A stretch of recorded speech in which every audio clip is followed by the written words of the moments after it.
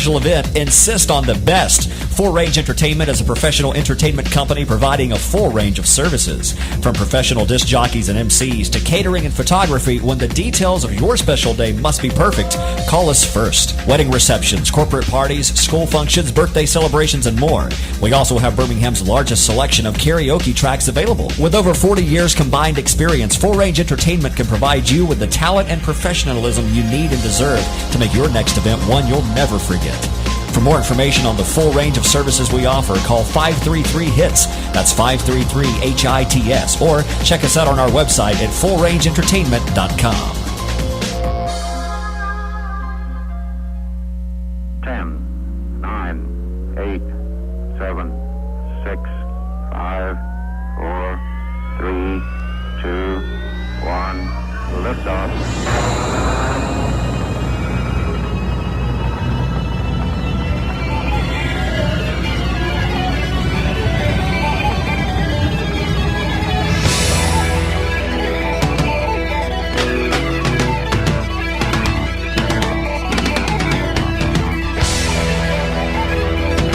I read from chapter 1, verse 17 of the book of Beyond. If it can possibly happen, it happened 5 minutes ago and we finally got the crap fixed. Don't believe it. Greetings, good evening. How you doing on a beautiful summer Sunday afternoon? Live from the vault in the Full Range Entertainment Studios in Birmingham, Alabama. Your home for wrestling, mixed martial arts, sports talk, and so much more. Just don't pigeonhole us as sports talk. I'll kick your tail. This is Beyond Ringside. Fast Eddie Lane behind the control panel, welcoming in tag team partner Mark Mabo Bowman. Mabo, what's up, buddy? It's CM Punk versus The Miz versus Dolph Ziggler versus John Cena versus Brock Lesnar versus Sting for the WWE title in an Elimination Chamber match. Mabo has control of Sting. Who's walking away with the title? You make the call. Wonder how many fantasy leagues have actually put that one on in recent days. Actually, sounds like a major plan all the way across the board. Hope everybody's had a good week. Wicked Nemesis should be calling in just a few minutes. Got a lot of great things going on. I want to lead off with one thing. I've got a lot of messages coming out of this morning.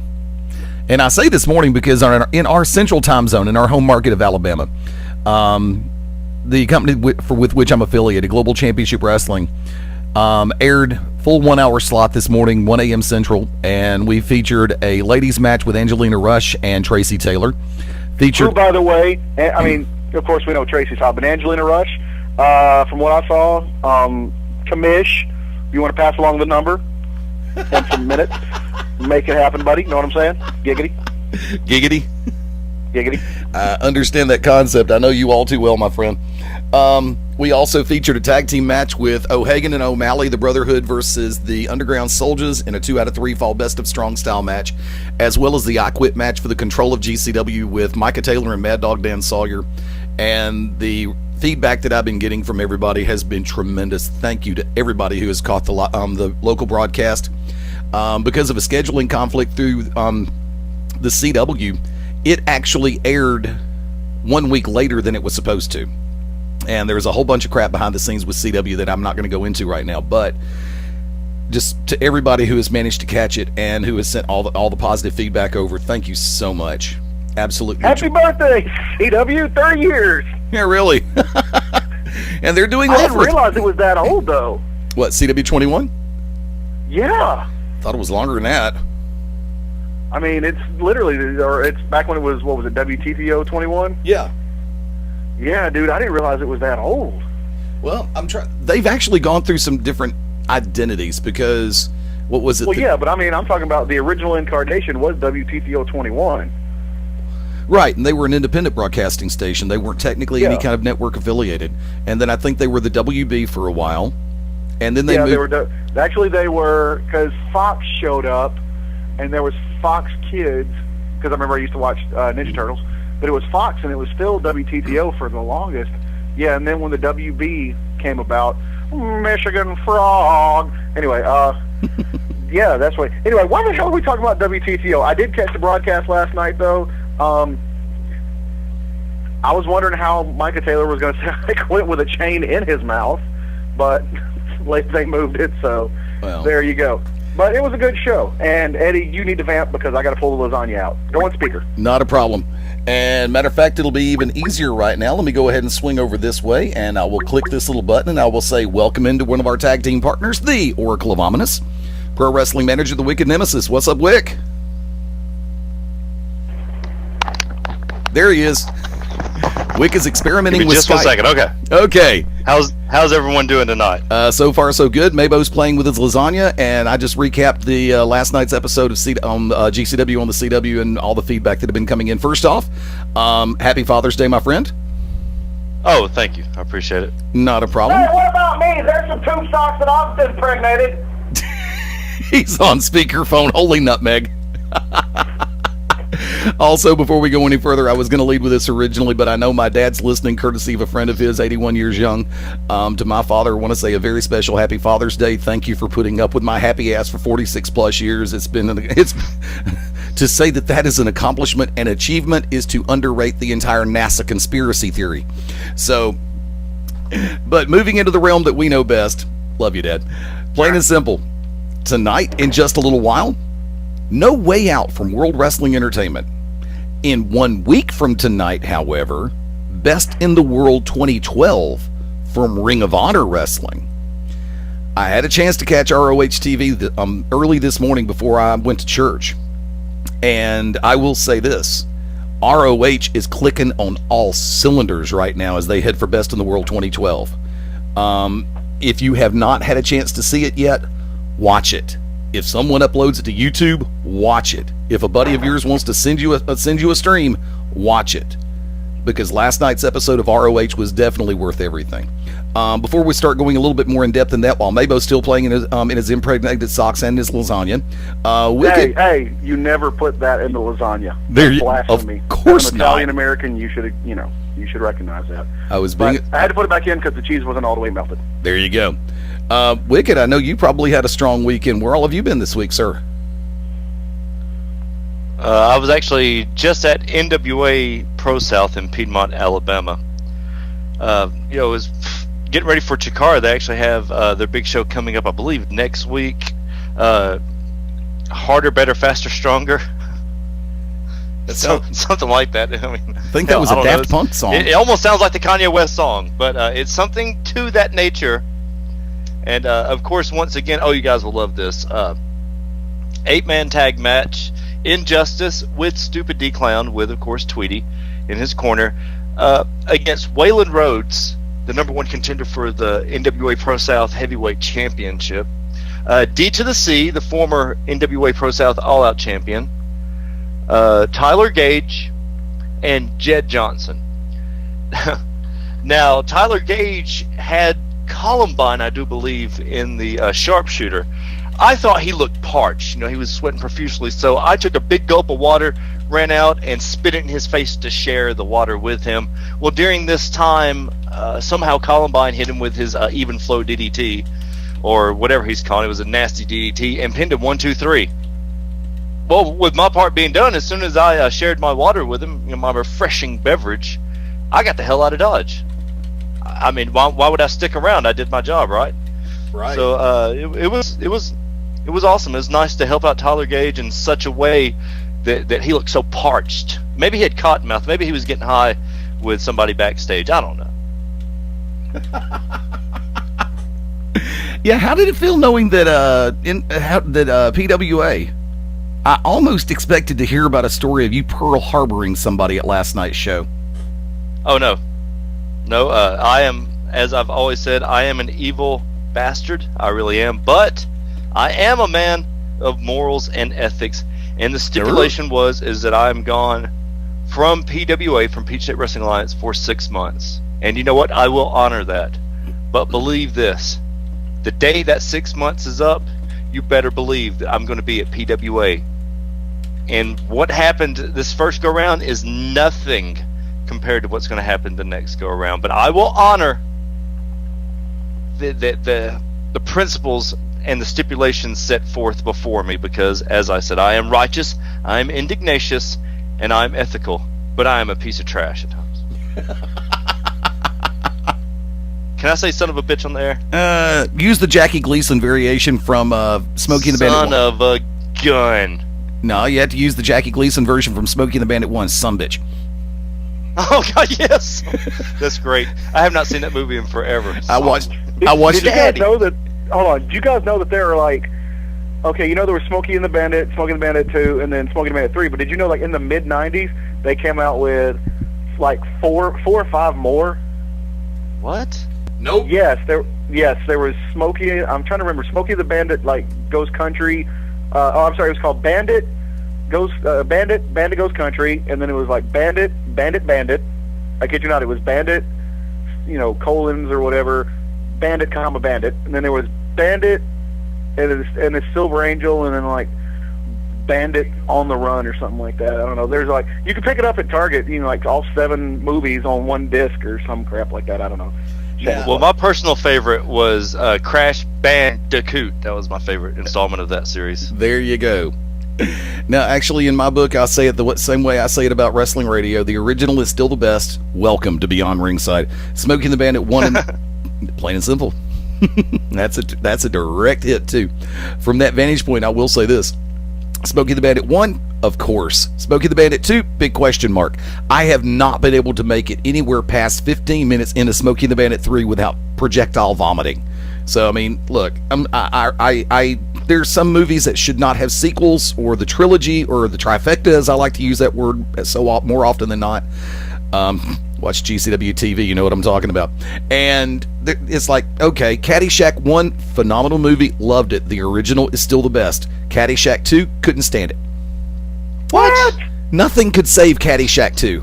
Jackie Mason was awesome in that. When he's like, Need the ball. Yeah, exactly. Whenever he's setting up with what's the guy's name that used to be on Unsolved Mysteries? Okay. Robert Stack.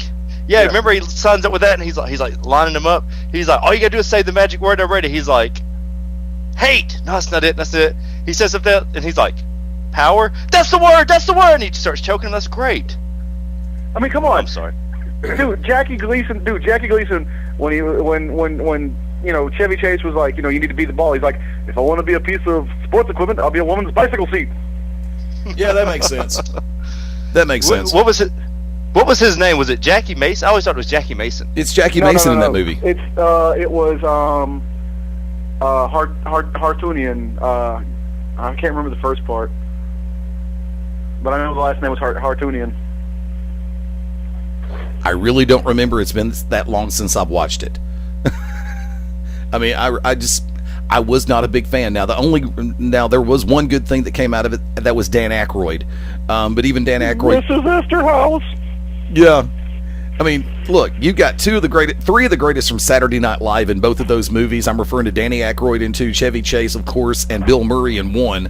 I mean, what more can you say? But there's sometimes even the biggest all-star cast cannot save a movie from dying. Prometheus. What? Burn. Darwin was wrong. Let me talk about Prometheus just for a second. Prometheus was like almost every independent wrestling match I've ever seen. Almost every one. The beginning was awesome. The beginning was phenomenal. They had everything together. Everything was clicking on cylinders. And then there was like one hang-up that kind of, you're like, what? That didn't make sense. Quit taking your helmets off, dumbasses. And it's just like that. It's like, why would you keep going for the same thing? You've missed a spot. Now, why would you go back to that spot? And that's exactly how it was in Prometheus. It went up, and then totally crashed. And the whole second half just totally blew. So that meant the whole first half that was good made absolutely nothing. And then they wait till the very last frame to be like, oh, alien. So stupid, man. But that's exactly, I felt like I was watching an independent wrestling match, and I told my wife that right after we left Prometheus. It was that, I mean, it started off awesome. But, was there 15 false finishes, and everybody kicked out of everybody's finisher? Yeah, and people snapping arms and no-selling it, yeah. Well, oh, cool. Therein lies the funny part. Gets his arm broke. Look, a guy gets his arm broken. He goes, he broke my arm. Yeah, dumbass. We see the bones sticking out. You stupid. Oh my! That happens in the movie. You will see it for those that see Prometheus. He actually says he breaks my arm after the thing broke his arm, and you can see the bones sticking out. It's just stupid. We talk about the original is still the best, and there's times when you don't tamper with success. And I'm actually going to go ahead and say this to the folks who put together the new Dallas series. So far, almost so good. There's some holes that they need to fill, and I'm not talking about Wicked Nemesis in a porn movie, but by the same token, I do have to say that there's a couple of little things here and there. They're trying to get everything, the timelines built back up, and I respect what they're trying to do. But you're messing with one of my favorite shows of all time, and just to actually see Larry Hagman and back in the role of J.R. Ewing, granted he looks 196 years old, but like I said, JR is still JR, and they're going to bring a lot of things to light. I've already read some of the advances on this. For those in my age bracket and younger and older who like the original series, give the new one a shot. And TNT is not paying me to say that. I actually saw the pilot episode, and I'm working on the second episode in between trying to get caught up on SmackDown and Impact, which I did not see Impact this week. Sorry about that. But coming out of the pay-per-view last week, I think last week predicting and handicapping Slammiversary was probably one of the biggest 50-50 efforts we've ever had on this show. I mean, I don't know why. I mean, I think all of us said that Bobby Roode was going to retain the TNA Championship, right, guys? Yeah, because it's a gimmick. Yeah, even though it's either Slammiversary or Bound for Glory when Sting normally takes the belt back in the name of the company. And I really do. Honestly, I had a chance to watch the pay-per-view, and I was not disappointed. It had a couple of things here and there, but guess what? Human error is going to happen. It's not robots wrestling robots, Hugh Jackman. But by the same token, it's like, all in all, the pay-per-view was pretty good. I just wish that they could do things on a consistent basis. And I think that's the hard part for me, because, we've had different people talk about TNA wrestling and Impact Wrestling, and I made when Matt Bentley was on, and we're talking about the days back when they were doing the 2-hour Wednesday night pay-per-views for $9.95 as the weekly installment to try to help them build venture capital. The writing then was really good, but by the same token, now, and this is something that I don't know if we really want to venture into this area, because we're going at 10 minutes before the top of the hour. By the way, for the record, coming up at 7 o'clock Central Time, the Alabama legend Mike Jackson, one of the banes of Wicked Nemesis existence, will be joining us here on Beyond Ringside. Had to say it like that. The reason why I say it like that is because Wicked Nemesis and Mike Jackson were adversaries during the Peach State Wrestling Alliance War Games match from back on the 2nd of June over in Carrollton, Georgia. So I have a feeling that if there's any possibility that Wicked could run a really bad signal feed through the phone lines and deafen Mike Jackson, he would find a way to do it. Right, Wick? Well, it's not just me that has a problem with Mike Jackson. Every young guy, everybody under the age of 40 that has ever come out of the state of Alabama in wrestling has a problem with Mike Jackson. And that's because Mike Jackson tries to pay you with nutsack sweat money. Plain and simple. He's a stingy bastard, and he's stopped a lot of people's careers. In his career, there's been a lot of people that he didn't like that he totally crapped on, and that he spread the word to every promoter that would listen and to everybody that listened that you were a piece of crap. And the first time that I really met him, I'd worked 3 or 4 shows with him. But of course, I was a nobody, so he didn't care about me. I wasn't making money for him, and I definitely wouldn't sell any raffle tickets for him. So the whole thing is that when I come to PWA, he tried to talk to me like I was a greenhorn, like I was just in the business, and I told him straight to his face in front of everybody that was booked on that card, Mike Jackson, I'm not some stupid greenhorn. I've been in this business long enough. I paid my dues. I went up and down this business. I've worked for free. I've worked for good money. I make damn good money managing, and you can kiss my ass because I'm the greatest manager alive. I said, I know that you're used to dealing with stupid asses. I'm not one of those. And in fact, the last thing that I said to Mike Jackson after the show, I said, now you've worked with a great manager. You can die. Those are my last words to Mike Jackson. As I was leaving PWA, I kid you not. And that almost sounds like something I said back in 1987. However, well, this is 2012, and it was great to tell Mike Jackson finally. You see, because let me tell you guys something. This is a shoot. Mike Jackson has a lot of pull at PWA. Mike Jackson told me to my face, and to everybody in what was called at that time the Tribulation, that there was just no way that the exotic ones could get over as baby faces. I'm telling you. Yep. There's just it just can't be done. If it can be done, then you're one of the best. Well, you guys were there. What type of pop did Tommy Too Much and Simon Sermon individually get going into that War Games steel cage, the match beyond match? Mabo. They ain't came out of their seats for him, that's for sure. Yep. Fast Eddie Lane. I will concur wholeheartedly for those who think you can't get the exotic ones over as faces in a non-major market city. Guess what? It happened. An openly homosexual man. So what? I had parents.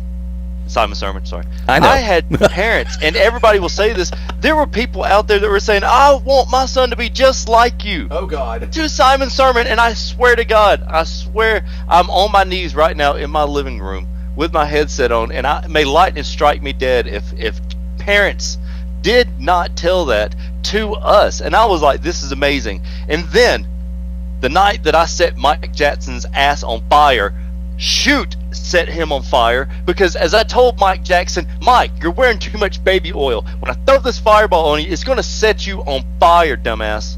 Well, kid, I've been in this business a long time, kid.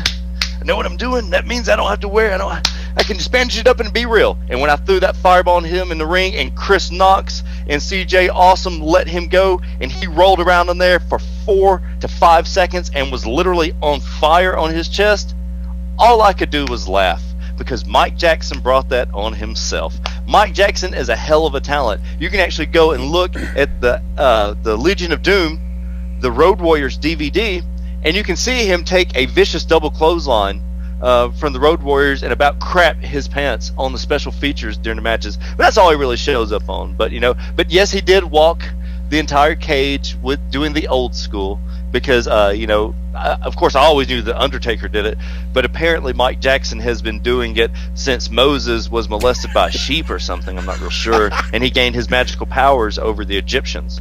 I'm just paraphrasing here. I know you are. But it was good. It was good to tell Mike Jackson, though. It was good to be able to tell him, I got the exotic ones over. The MOD got the exotic ones over, and on top of that, nobody, and I mean absolutely nobody, I don't give a crap where you're from, will get the heat that we did. We got so much heat that I got arrested for starting a riot that I wasn't even at. Okay? Until you can sit down with the chief of police and him literally tell you, we have 78 emails and letters, because this is how mad these people were at us, guys. They sent actual letters. The post office owes us money. The post office in Carrollton, Georgia, we put people back in business. I mean, they were going to fire 7,800 people, and they decided to keep them all just because of all the emails and all the literal mail that they got through the post office to the chief of police, and that's a shoot. It was fantastic to sit there and tell him, yes, sir, I started that, but I was not there. And you know why? Because these backwards redneck pieces of poo-poo, and Mabo, you saw them. Mabo, were they not foaming at the mouth when I come out? Well, I've seen shows like Spartacus and watched movies like Gladiator, and do you like Gladiator movies, Billy? And I've seen what can only be compared to what the Romans looked like back in the day, except for I'm pretty sure even without a dental plan, the Romans had better teeth than the population of Carrollton, Georgia.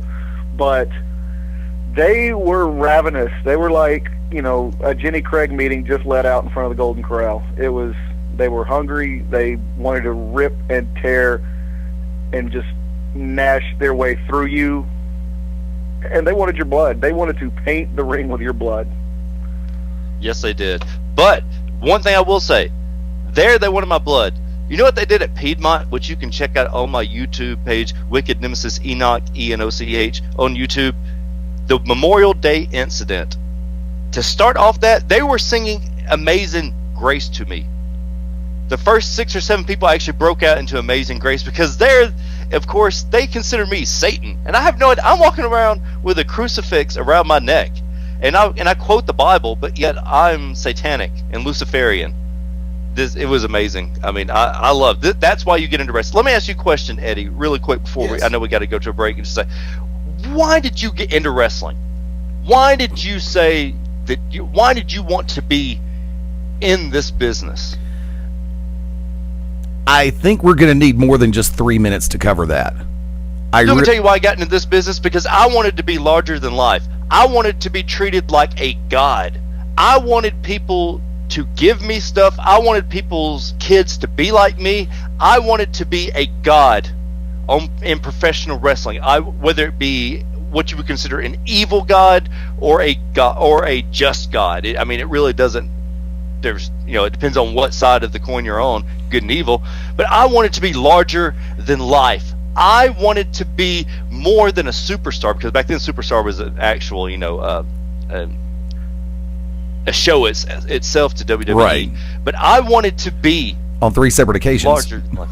Yeah, exactly. I wanted to be larger than life. I wanted to be considered a god. And you all know, after everything that's been going on, all the riots I've started, the last calendar year, I think I've done just about what I wanted to do, with the exception of being on national TV, and I've done TV, being a part of the NWA. And in other places too. Well, I was just saying, the NWA is y'all know I really respect the NWA, but that's why I wanted to be in the business. Short and simple, I wanted to be considered a god. I wanted to be larger than life. There you go. Boom. And we've still got time before the break. And that would lead me to Mabo, because I'm going to ask a similar question to Mark, because, you and I have gotten to become friends because of pro wrestling. And that's a friendship that I deeply treasure and genuinely appreciate. And we have about 90 seconds before the break. Are you going to need more time for me to ask you what really started in the early days? What drew you to pro wrestling? Do you need more time than that? No, I was just like a perverted little kid, and I really liked seeing half-naked guys roll around with each other in their underwear. And on that note, I'm going to take the break a minute early. Folks, we'll be back in 5 right here on Beyond Ringside. Stay tuned. Hi, I'm Ryan Seacrest for RAD. Over 300 people in this country are killed every week by a drunk driver. That's the equivalent of 2 747 plane crashes every single week. And the problem isn't going away unless we all do our part to stop it. So if you see someone who's about to drive after drinking, get the keys. Don't leave it up to anyone else. Friends don't let friends drive drunk. A public service announcement brought to you by RAD, the National Association of Broadcasters, and the Ad Council. This is Awesome Austin Creed, the smartest man in this industry called pro wrestling, the valedictorian of this business. You are locked in to Beyond Ringside. 8. I deliver your Sunday paper every week. 7. We work on the same floor. 1 in 8 Americans is struggling with hunger. 6. Our kids walk to school together every day, including millions of children and seniors. 5. We chat in the elevator at work sometimes. 4. I'm your cashier at the grocery store. Who's the 1 in 8 in your life that needs help? You can make a difference through Feeding America at feedingamerica.org/1 in 8. A public service announcement brought to you by Feeding America and the Ad Council. This is Gabe Sapolsky from Dragon Gate USA and Evolve Pro Wrestling, and you're locked into Beyond Ringside. Most days go by without a whole lot of surprises. But what if a disaster strikes without warning? What if life, as you know it, has completely turned on its head? Would you be prepared? Before a disaster turns your family's world upside down, be ready. Get a kit. Make a plan. Be informed. Learn how at www.ready.gov. Brought to you by the Federal Emergency Management Agency and the Ad Council. This is Jim Cornette. You are locked into the show of all time, Beyond Ringside. The odds of becoming a signed artist and having 3 #1 albums? 1 in 100 million. The odds of going on to win 6 Grammy Awards? 1 in 1.4 million. The odds of this performer having a child diagnosed with autism? 1 in 110. I'm Toni Braxton, and I encourage you to learn the signs of autism at autismspeaks.org. Autism Speaks. It's time to listen. Brought to you by Autism Speaks and the Ad Council. I'm Paul Ellering, and you're locked into Beyond the Ringside. Hi, this is Ozzy Osbourne. For many years, I've had a drink problem, and I'm trying to battle that problem every single day. But one thing I don't do, I don't drive my car when I'm drinking. I get someone to drive me. Do not drink and drive. It's the stupidest thing. If you drink, just don't drive. Not only are you going to hurt yourself, you may hurt some other person, and you wouldn't want that on your conscience, would you? A public service announcement brought to you by the U.S. Department of Transportation, RAD, the National Association of Broadcasters, and the Ad Council. Listen up, this is the NWA North American Heavyweight Champion, the Temptation Sean Tempers, and right now, you are locked in with Beyond Ringside. Let me try. Okay, just remember what I showed you. Yep, there was a bunny who had one big ear and another big ear. They looped-a-looped, made a bow, and the bunny hopped away. I did it! Oh, good job, kiddo. Now let's tie your other shoe. The smallest moments can have the biggest impact on a child's life. Take time to be a dad today. Learn more at 1-877-4DAD-411 or visit fatherhood.gov. Brought to you by the U.S. Department of Health and Human Services and the Ad Council. This is Ben Masters, locking it down with Beyond Ringside. Don't miss it. Be there. Confessions of a Potentially Perfect Parent, brought to you by AdoptUsKids.org.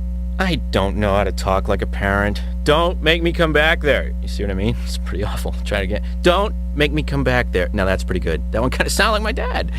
Weird. You don't have to be perfect to be a perfect parent. There are thousands of teens in foster care who would love to put up with you. Call 1-888-200-4005 or visit AdoptUsKids.org for more information. A message from the U.S. Department of Health and Human Services, Adopt Us Kids, and the Ad Council. This is GCW's senior official Bernie Kwanowitz, and you are locked into Beyond Ringside.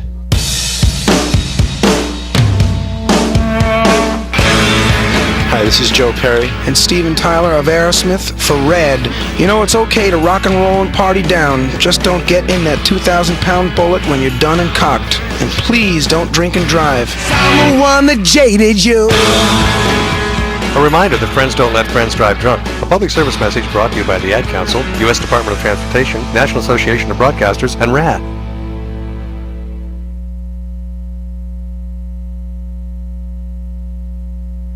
This is Bad Brad Armstrong, part of the famous Armstrong family of professional wrestling, and you're locked in to Beyond Ringside.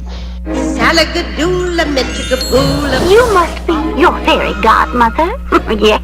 It doesn't take a fairy godmother to tell you that the right fit means everything. Good heavens, child. You can't go in that. Children under 4'9" need to be in a booster seat because they aren't ready for adult safety belts alone. Remember that 4'9" is the magic number, and get your little pumpkin there safely in a booster seat. Oh, thank you. For more information, visit boosterseat.gov. This has been a message from the U.S. Department of Transportation and the Ad Council. This is Dale the Demon Torborg, and you're locked in to Beyond Ringside. Charlie! Hey, did you see that play last night? Unbelievable. Yeah, and they still lost. Sure. When I was playing, what we tried to... You played in the street. I played in the service. Anyway, what I'm trying to say is the kid, he should have... Yeah, Hey, you okay? I don't... Someone call 911! 2 out of 3 people with diabetes die of a heart attack or stroke, but you can lower the risk. Ask your healthcare provider how. For more info, go to diabetesactnow.org. Brought to you by the American Diabetes Association and the Ad Council. This is Dale the Demon Torborg, and you're locked in to Beyond Ringside. Hey parents, introducing the Communicizer. Go from boring old man speak. I'm here if you want to talk. To 100% off the chain. Text me whenever, yo. I love you, Dad. Communicizer is not available in stores because it doesn't exist. But that's okay. You don't have to be perfect to be a perfect parent. Because kids in foster care don't need perfection. They need you. For more information on how you can adopt, go to AdoptUsKids.org. Brought to you by the U.S. Department of Health and Human Services, Adopt Us Kids, and the Ad Council. This is Bullet Bob Armstrong. I'm Southern born, Southern bred, and I never miss Beyond Ringside.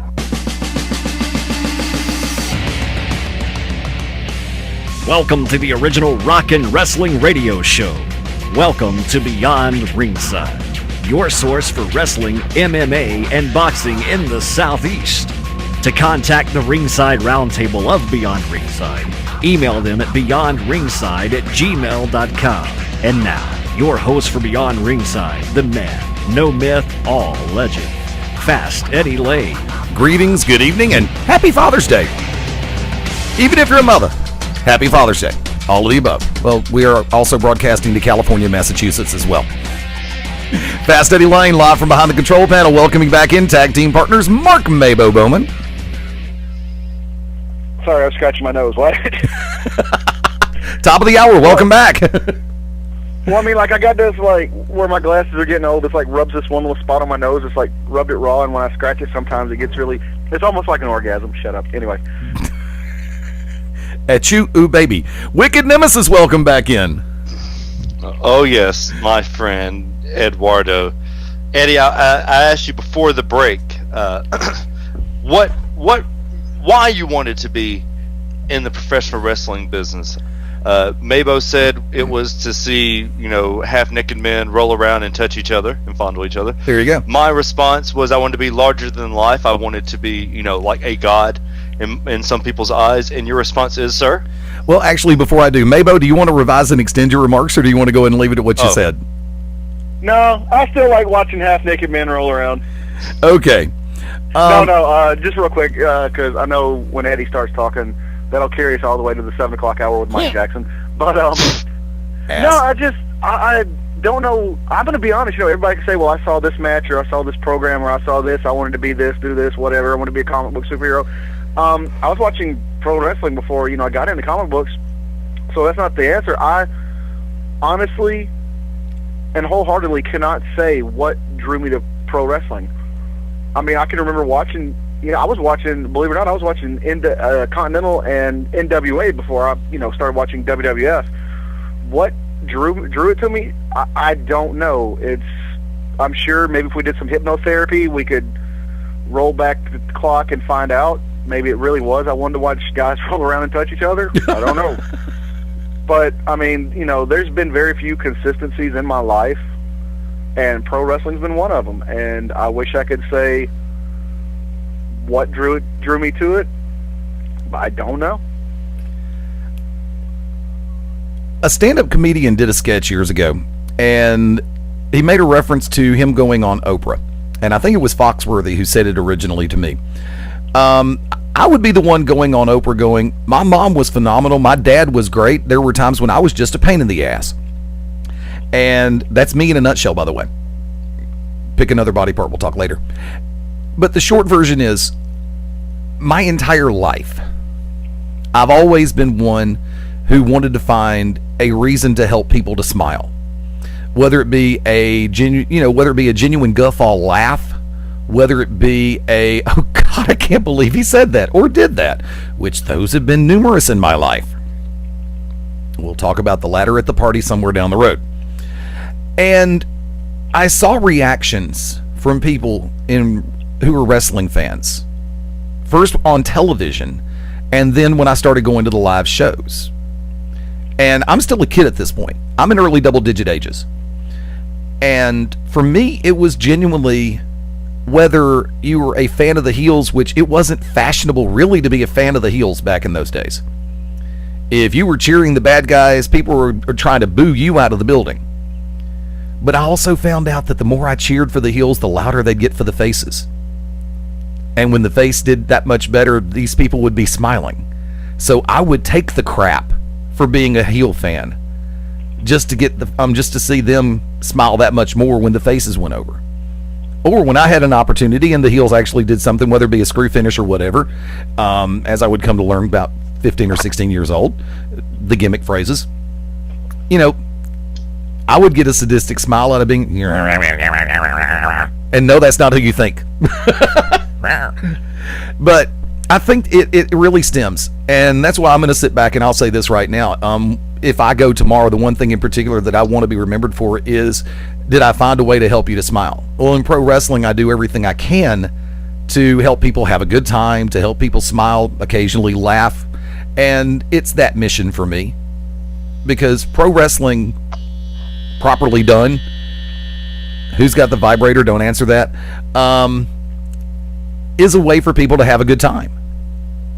And I think my characters over the years in pro wrestling have been an extension of myself, whether it be as Eddie Richard, manager, who's a wisecracking smartass who sometimes just doesn't know when to shut up, or Fast Eddie Lane, the wisecracking smartass who sometimes still doesn't know when to shut up.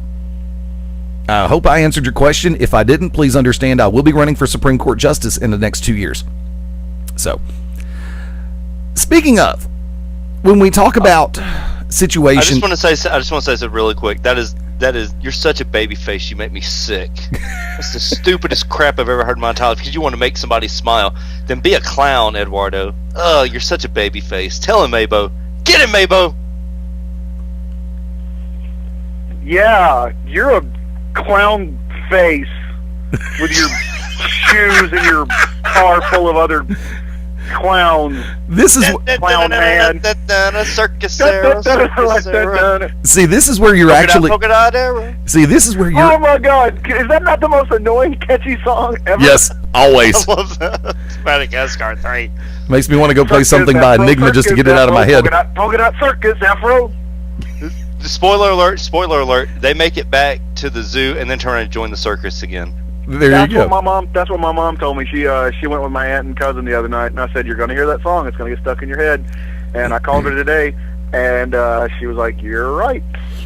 Now I just spoiled Madagascar 3D for everybody. I'm such a heel. Kiss my ass. Now but you're also, and Santa Claus isn't real. Yes, he is. But you're also a heel, but yet you went and saw Madagascar. No kidding. No. Actually, the kids did Friday night while I was spitting in Tyler Gage's face because I thought he was parched. My kids were watching Madagascar 3D, spending my money that I was making at the show. Well, then you are a good father, sir.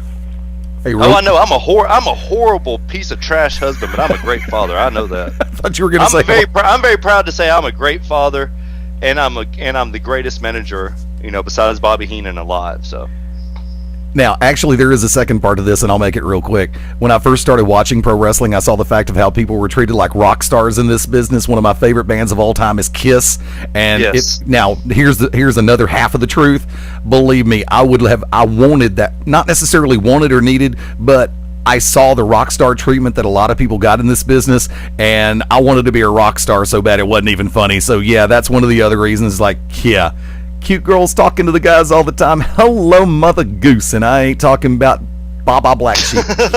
And but I was joking about the husband and father thing. That was all a joke. Everybody get real, because I know my email is going to blow up. I can't believe you said that. Yeah, it was a joke. Everybody get over it. Look, that's one of the reasons why people listen to this show, is because they want to find out what the hell we're going to say next. It's like, okay, who is Wicked Nemesis going to find a way to offend somebody this week? Is Mabo going to actually make that reference to make people think that, really? And then it's like, God, can Eddie be any more vanilla half the time during an interview or during a regular rant segment? But Eddie, this is what people miss. Mabo come up with a topic off air for it being Father's Day. Yeah. Okay. Now, Mabo says some of the craziest stuff out there, and I like to offend everybody because I'm a heel. Mabo is about to blow everybody's mind because I said a few names off air, and he was just boom. I was like, oh my God, I don't need the computer. I don't need the computer for this. But do you mind if Mabo actually presents this spot, Eddie, since it was his idea? Yeah, Mark, go for it. Really, you guys know I have no. What are you talking about presented? I mean, okay. Can I get a drum roll, Eddie? Hold on. In honor of Father's Day, screw it. Let's talk the generations of pro wrestling.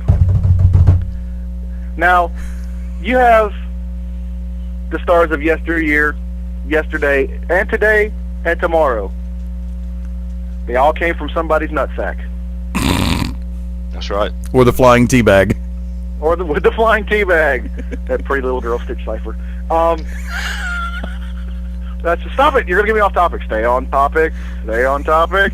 But anyway, let's hit it. I mean, we've got names out there, and there's some people who you'll throw out a name, you'll be like, wow, he has a kid, or in pro wrestling, or you'll sit there and go, wow, his dad was in pro wrestling. So, I'll leave it up to you guys. Eddie, you're better at moderating this crap than I am, man. The short version is Mabo's actually in honor of Father's Day, laying the topic on the table about second and third generation wrestlers and performers in our industry. Now, in my world, the first words that pop into my head are Von Erich. The second word that pops into my head is DiBiase, because when it comes to, and third, Armstrong. Not necessarily in that order. That's the order that they're just popping in the head. Because you've got Mulligan. Let's take each one then. Okay. You know, Jack Atkinson, which everybody knows that's his real name. We're not pulling the curtain back on that. Fritz Von Erich. Probably the most, I don't really want to use the word cursed, but I almost feel that's the word you have to use. Because we all know in pro wrestling that relationships are the hardest thing about this business. They really are. Whether you're in the business seeing someone out of the business or you're in the business seeing someone in the business. Or if you're both in the business and you're seeing each other. That was the second one, actually. If you're both in the business. And to have a family in this industry. Now, you've got two sides to this coin. One is the Von Erich family. I feel my heart goes out to Fritz, to Jack and his wife at that point, with all the things that his family has gone through. By the same token, my heart also goes out to Bullet Bob Armstrong and his family because of all the things they've gone through. I would say, honestly, if you have to put it on the table, the first family of professional wrestling is still going to be the Von Erichs. Mabo? Well, I mean, there's, people who would disagree, and ironically enough, the WWE the other day posted on their website the top 15 families or whatever, and there was a lot of people who were like, seriously? I mean, of course, guess who the number one family was? The McMahons. Of course. Stroke the ego, It's their company. But I would say if this was still the 80s into the early 90s, then yes, the Von Erichs would be the number one family. But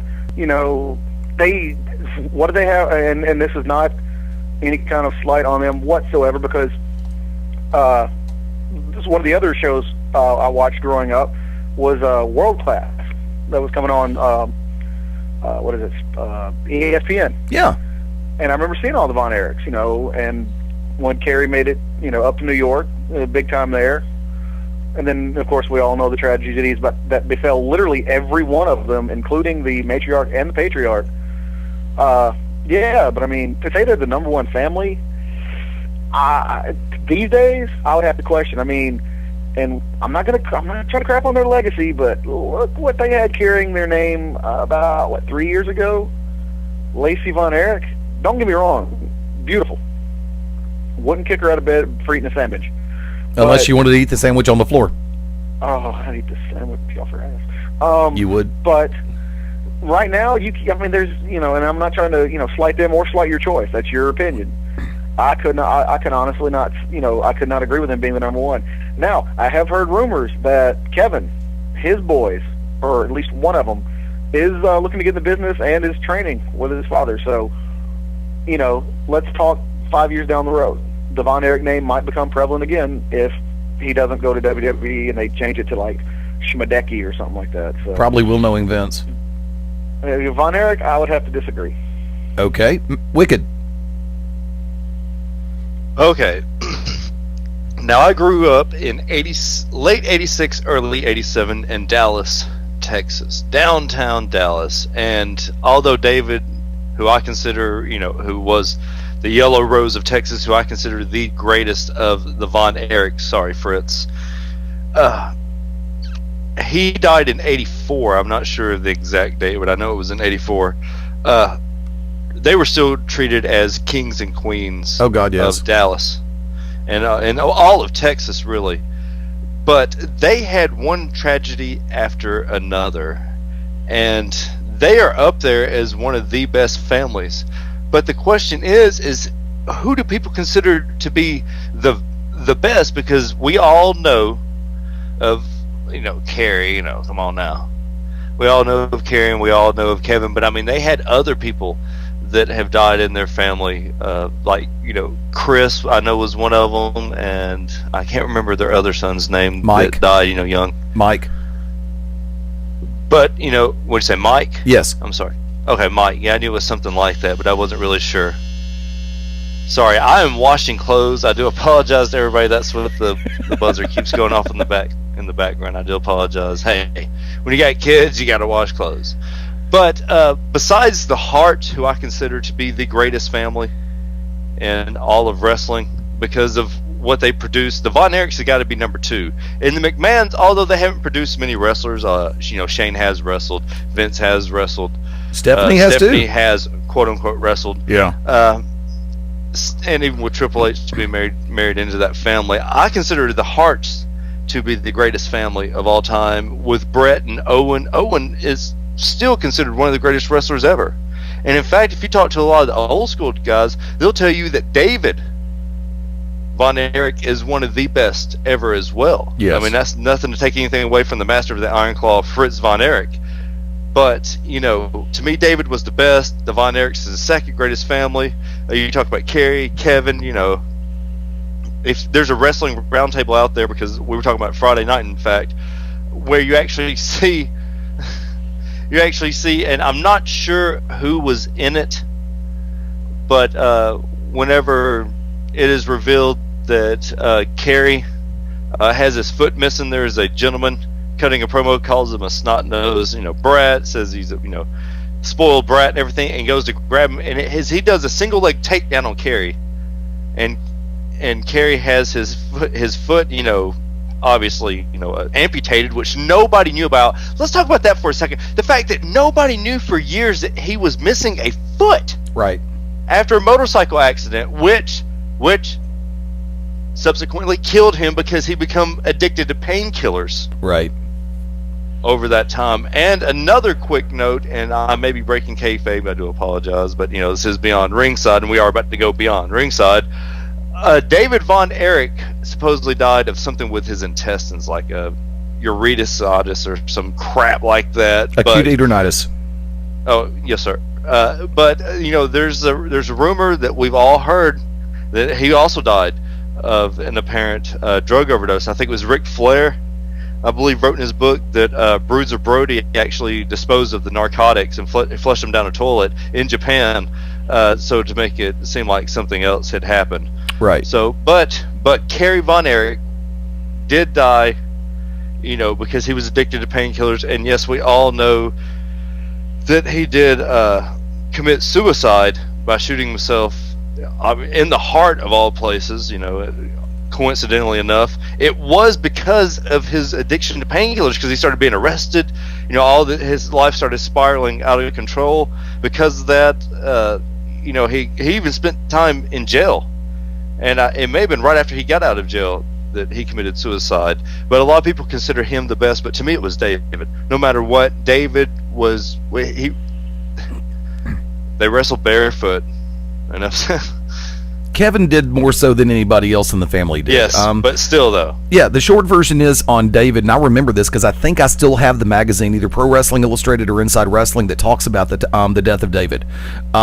David's death was originally, and still is to this day, accredited to a term called acute adenitis, which is basically your intestinal tract explodes.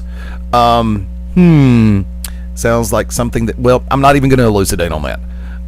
Mike Von Erich, apparently part of his problem was a complication from toxic shock syndrome. Now, this is the part that really bothers me, because it is very difficult for a male to get TSS. From that vantage point, yes, we know about Chris. Yes, we know about hold on. Kerry, Kevin, David, Chris, Mike. Okay. I had to remember. And, and you talk about feeling bad for Fritz. I feel bad for Kevin as the sole survivor, in theory. Granted, yeah, and to expound on something Mabo said, unfortunately in our society, the last thing you see is normally the first thing you remember. So for everybody who thinks the words Von Erich and you think Lacey, I am so sorry. I really am, because the Von Erich name deserves a better legacy than what Lacey did on television. Or in porn, it doesn't matter. Or at your local strip joint, Brooke Hogan. Well, Eddie, I mean, you got to think about it though. And if it wasn't for WWE 24/7 and then WWE, having the rights, classics on demand, class library, people, very few people, especially the kids today that are watching it, who saw more of Lacey Von Erich than Kevin, Kerry, Mike, David, Chris. any of them. They wouldn't even, know. I mean, they could go look it up, but I mean, they wouldn't, that would be who they had to base the legacy off of, and they'd just be like, really? Now, let's also run this. Go ahead. And also, they're not prevalent enough, as you said, on TV. Not just as a family, but in general, they're not really spoken about as a family. You know, when you talk about second and third, generation wrestlers, The Rock is always the first one that comes up, and then you have the Harts. You have the DiBiase's. The Armstrongs aren't even spoken of that much. I mean, they are when Road Dogg come back, and was actually right before the Hall of Fame or whatever when he come back, whatever as an agent. Was. But the Von Erichs have just kind of been cast aside. They're kind of like the Harts are the ones that are kind of the tragic ones. For those that really don't know wrestling, but for those that are astute in the business of wrestling and in the history of wrestling and in the school of wrestling, the Von Erichs are the ones that's like, no, forget that. Those are the ones that are the telltale signs, because he pushed these kids from day one. Fritz made them play football. Fritz made them play baseball. Fritz made them do this. Right. He groomed them to be wrestlers. There's absolutely no way those kids were not going to be wrestlers, and that's why I know one of them. I think Chris was the one that committed suicide because he wasn't going to make it in wrestling. Right. And he knew of this. I believe it. Well, there was one. I think it was Chris. Whatever the youngest one was, he never grew as tall as David and Mike and Kerry and Kevin. And come on, Yeah, that was Chris. Yeah, medicinally or not, we all know, Kerry Von Erich had the physique of a god. Yes. And the hair to match. Oh my God, yes. The face, not so much. Looked like a horse. But that's beside the point. Poor Chris. He came out. No pun intended, but he came out the oven half jacked anyway. So, and he tried, and God bless him, he tried. His dad gave him the opportunity, but if people talk about the tragedy of the Harts and the extended family, the Smiths and all that, but if you want to talk about who did tragedy first, and not to glorify it, but it was the Von Erichs. Yeah. Now, and here's another one. This is something you have to take into consideration. I believe the line was used, and here comes another Smokey the Bandit reference. Burt Reynolds said to Sally Field on one of the slow points in the movie, a lot of it is based on from where you come from as to just how smart you really are. Because in the Northeast, people are going to look at the Hennig family. They're going to look at the Bockwinkel. They're going to look at the McMahons. They're going to look at the Harts a little bit more discerningly than us in the southeastern United States, where we look at the Armstrong family, because you remember in WCW you had the Armstrong curse. Go from that vantage point. Down in Florida, you talk about the Graham family. In you can't forget the Fuller Golden. Correct. Fuller Welch. Fuller Welch Golden family. Yeah. You had three different, and they crossed over. God, inbreeding, what a wonderful thing. Go to the southwestern United States. You've got the Von Erichs. Don't forget the Guerrero family, the Rhodes family. And once again, it's a case of where you come from, as to in case point scenario, southeastern United States. The Lawler family, Jerry and Brian, father and son. The Midwest, of course, is going to remember the DiBiase family more than anything else, because remember, they're from the Missouri market.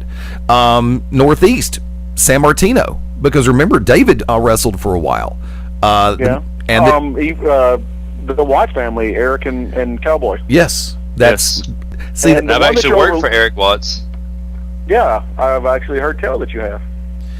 So a lot of it, and this is where I will say, in my humble opinion, yeah, the McMahons deserve to be up there and mentioned because what they've done for the sports entertainment and before that pro wrestling industry. But that, and a lot of people, case point scenario, this past Monday night on Raw, and I'm about to go to the bottom of the hour break, so bear with me for about 30 seconds. The pop that Vince McMahon got when his music hit and people came out of the chairs. This is the same group. These are similar to the groups of people, and I'll agree to what Laura and I have said. Yes, mark this date down. Remember how Vince McMahon used to be booed during the corporate ministry era? And Eddie, I said that on Twitter.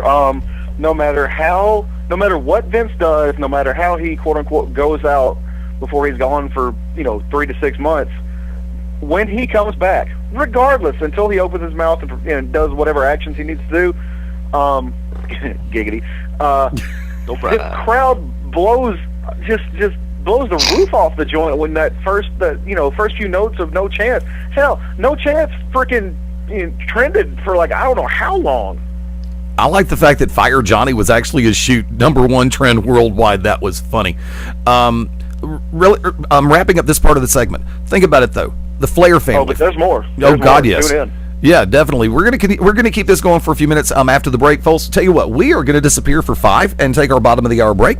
You are listening to the Beyond Ringside Radio Network. When planning your next party or special event, insist on the best. Full Range Entertainment is a professional entertainment company providing a full range of services. From professional disc jockeys and MCs to catering and photography, when the details of your special day must be perfect, call us first. Wedding receptions, corporate parties, school functions, birthday celebrations, and more.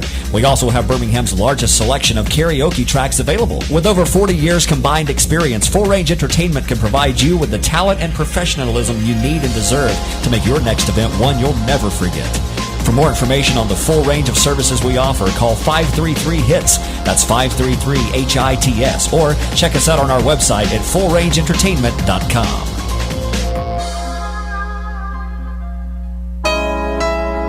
It's a 1:15 on the night with Lady Annabella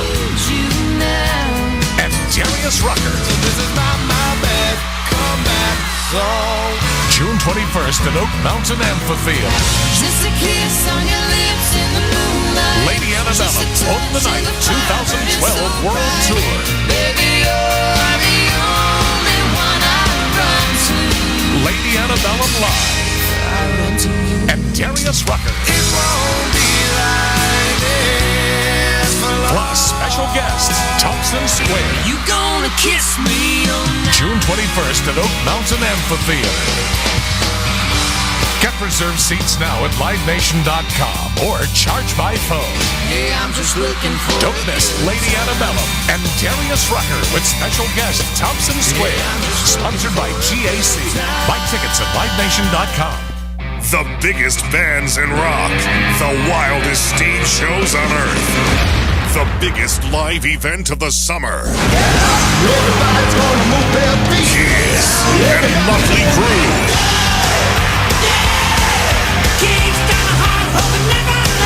The Tour 2012. It doesn't get any better than this. July 31st, Oak Mountain Amphitheater. 2 iconic bands, 1 historic tour. Kiss, Motley Crue. July 31st, Oak Mountain Amphitheater. Reserve seats are on sale now. Buy tickets at livenation.com or charge by phone at 800-745-3000. Kiss and Motley Crue.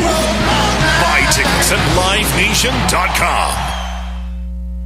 Hi, I'm Drew Brees, NFL quarterback for the New Orleans Saints, here with Bugs Bunny to remind you to get moving every day. Because when you get moving an hour a day, you fuel your body and your mind. So what do you like to throw around the football like Drew? Skateboard, ride a bike, or dance in your room. Just move it your way. And be a player. Get up and play an hour a day, Doc. Check out how to be a player at letsmove.gov. Head online to get tips on great ways to get moving every day. At letsmove.gov. A message from the Ad Council and HHS. This is Angel, half of the Double Trouble Morning Team on Distant Thunder Radio, and you are locked in to Beyond Ringside. Confessions of a Potentially Perfect Parent, brought to you by AdoptUsKids.org. I know more about cooking dinner for a party of 12 than about packing a lunch for a 12-year-old. I know kids like things like fish sticks. Fillets, I get, but sticks? Maybe we can just compromise on mac and cheese. Can you make that with Brie? You don't have to be perfect to be a perfect parent. There are thousands of teens in foster care who would love to put up with you. Call 1-888-200-4005 or visit AdoptUsKids.org for more information. A message from the U.S. Department of Health and Human Services, Adopt Us Kids, and the Ad Council. Ladies and gentlemen, this is Bill Behrens, and you're watching, you're listening, you're experiencing Beyond Ringside, and you are a better person for it. Trust me. Foreclosure is hard on every member of the family, but your family is not alone. If you're struggling with your mortgage, there is help. To learn about the government's Making Home Affordable program, visit makinghomeaffordable.gov or call 1-888-995-HOPE to speak to a HUD-approved housing counselor. It's free of charge. Visit makinghomeaffordable.gov or call 1-888-995-HOPE today. Brought to you by the U.S. Treasury, HUD, NeighborWorks America, and the Ad Council. Hi, this is Joe Elliott from Def Leppard for RAD. Planning on going out and having a party? Great, have a lot of fun. But do me a big favor and don't blow it. Always choose a designated driver. Remember, music lives. You should too.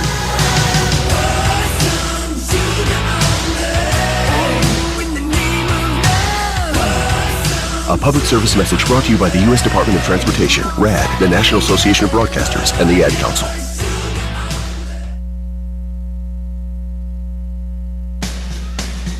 Hello, this is Robin Zander. Hello, this is Rick Nielsen from Cheap Trick for RAD. Some people think it's fun to drive drunk, but that's unacceptable. Be smart. If you drink, don't drive. Think ahead and choose a designated driver. Remember, music lives, and so should you.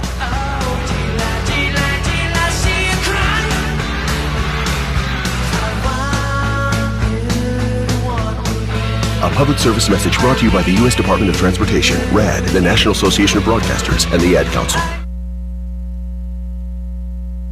Ladies and gentlemen, wrestling fans from around the world, I'm Lightning Mike Quackenbush, the master of 1,000 holds, and you're locked in for Beyond Ringside. Citizens of America, this is a message from feedthepig.org. Americans spent more money than they earned in 2005. This is the first negative savings rate in the U.S. since the Great Depression. America, we must start feeding the pig. On the 1st and the 15th, we must pay ourselves before we pay anyone or anything. We must make a budget. Even consider cutting up a credit card. Log on to feedthepig.org today. Find the benefits of saving for every stage of life. Brought to you by the American Institute of Certified Public Accountants and the Ad Council. This is Dan the Beast Severn, the only Triple Crown champion in the UFC history, and you're listening to Beyond Ringside. You better pay attention, otherwise I know where you live. On a beautiful summer Sunday night, welcome back into Beyond Ringside, live from the vault in the Full Range Entertainment Studios in beautiful Birmingham, USA. Birmingham, Birmingham, something like that. Don't know. Fast Eddie Lane behind the control panel. Wicked Nemesis, welcome back. I just want to say I'm a huge fan of Chris Christopherson. I just want to throw that out there. Great music, great actor, phenomenal actor, very underrated. Maybo, Mark Bowman, welcome back. Sorry, you guys got to realize I'm playing WWE 12 right now, and I'm in the middle of the draft. You know, I really wish on that Build a Wrestler thing, and you got me started thinking about this during the previous segment. First off, to all the fathers out there, happy Father's Day. We were talking about different families, second and third generation performers in our industry, wrestlers, all of the above. And I thought of a beautiful three-way triple threat. And if you want to make it a title match like for the U.S. Championship back in the WCW NWA era, where the belt had meaning, sorry kids, I would like to see in their prime, and through modern technology we can now see that, Kevin Von Erich versus Owen Hart versus Brad Armstrong. If you want to talk about what could be classified as a triple threat or a three-way dance for the ages, because Kevin, Owen, and Brad, solid technical wrestlers, not afraid to go to the air at the drop of a hat, expansive knowledge. But think about that. You've got three of the most solid performers, three of the most solid workers, wrestlers, from three of the most prominent families of all time in professional wrestling. How about this? David Von Erich, Owen Hart, and Mad Dog Vachon. That's a conceivable. I just thought of one more person I wanted to add to that to make it a four-way. With Ted DiBiase? That's who I would add. Barry Windham. Oh. And see, Eddie, I was going to bring that up. I can't believe I haven't mentioned him. As we're moving through the families, the Mulligan, Wyndham, Rotundo family, which we will touch on a little bit later on when we move to the future of the business, Bray Wyatt. But to get back on topic, we covered Bray Wyatt. We've covered the past generations. Touched on a couple of them. Myself, I would put, as far as past generations, definitely strongest family is the Hart family, not only because of the family itself, but how many stars came Yes. out of the Hart dungeon? People could say, oh, well, the McMahons have produced a lot of stars. The McMahons might have marketed a lot of stars, but I don't think Vince or Shane or Stephanie physically got in there and stretched somebody till the blood vessels in their eyeballs pop and they crap their pants. Mabo, you said it exactly right. You just hit the word exactly. Marketed. They marketed sports entertainers and superstars. The Harts made and trained and built, taught etiquette, taught respect, taught honor, taught history. Tradition. Wrestlers. Tradition. You are exactly right, Mabo. I think that should be. You need to go back, and we need to have Mabo re-say that, and it should be, marketed, because that's what it is. That is the key word right there that separates the McMahon family from everything. Yes, the McMahon family is the most powerful because of look at what they're doing now, but they marketed their talent because they had other people train them. They picked, and chose. The Harts broke you down and then built you up. Yep. You are 100% correct on that, Mabel, and I do apologize, but I just wanted to point that out, that you hit the keyword marketed. Go on, please. But I mean, like I said, we covered, I love talking about the future of the business, both Bray Wyatt, the generations, second and third. But right now, several, both companies. Okay, well, I'm not going to say both companies. The WWE has a lot of second and third generation superstars right now. That their fathers and their grandfathers blazed a trail for them. You got guys like Ted DiBiase Jr. We brought up the DiBiase family, Ted Sr. and then Iron Mike. A lot of people don't know that Ted Jr. has two other brothers. I believe there's Mike Jr., or I guess it's Mike, I don't know, you can't really call him a Jr., and it's Ted Mike, and then there's another one. I can't remember his name right now. How many are actually in FCW? None right now because, Ted got called up. But, there was they were looking at one, and they kind of, passed on him. And then I think there was two in there at one point, and then they let one of them go. But anyway, then you've got the Hennig family. People think, oh, Michael McGillicuddy, came from Kurt from Larry. But McGillicuddy has a sister who was in the business at one point, Amy Hennig, beast of a woman, not very pretty like Natalia, which rolls me into Natalia. I mean, we go back to the Harts; they are literally in their blood. You've got. Right now, on the scene, you've got Natalia up in WWE. You've got Harry working for Ring Ka King, which is based out of TNA, which I'm going to cover something else. We're going to cover the end of Impact later on. We'll get to that. You've got Teddy, who, bit of a douche, but, whatever. Tyson Kidd. Tyson Kidd was pretty much considered a, adopted member of the Hart family. And I think Smith or Bruce, one of their kids is training. I mean, the world is going to have a Hart/Smith person in the business probably until the earth cracks open and the gooey nougat center falls out. Don't forget the British Bulldog. Yeah. Don't forget, Jim the Anvil Neidhart. Yeah, that's what I'm saying, Eddie. Yeah. All married into the family, the Neidharts, and technically, you could even go further. Dynamite Kid. Yep. Cousin of the British Bulldog. So you got that. Chris Jericho.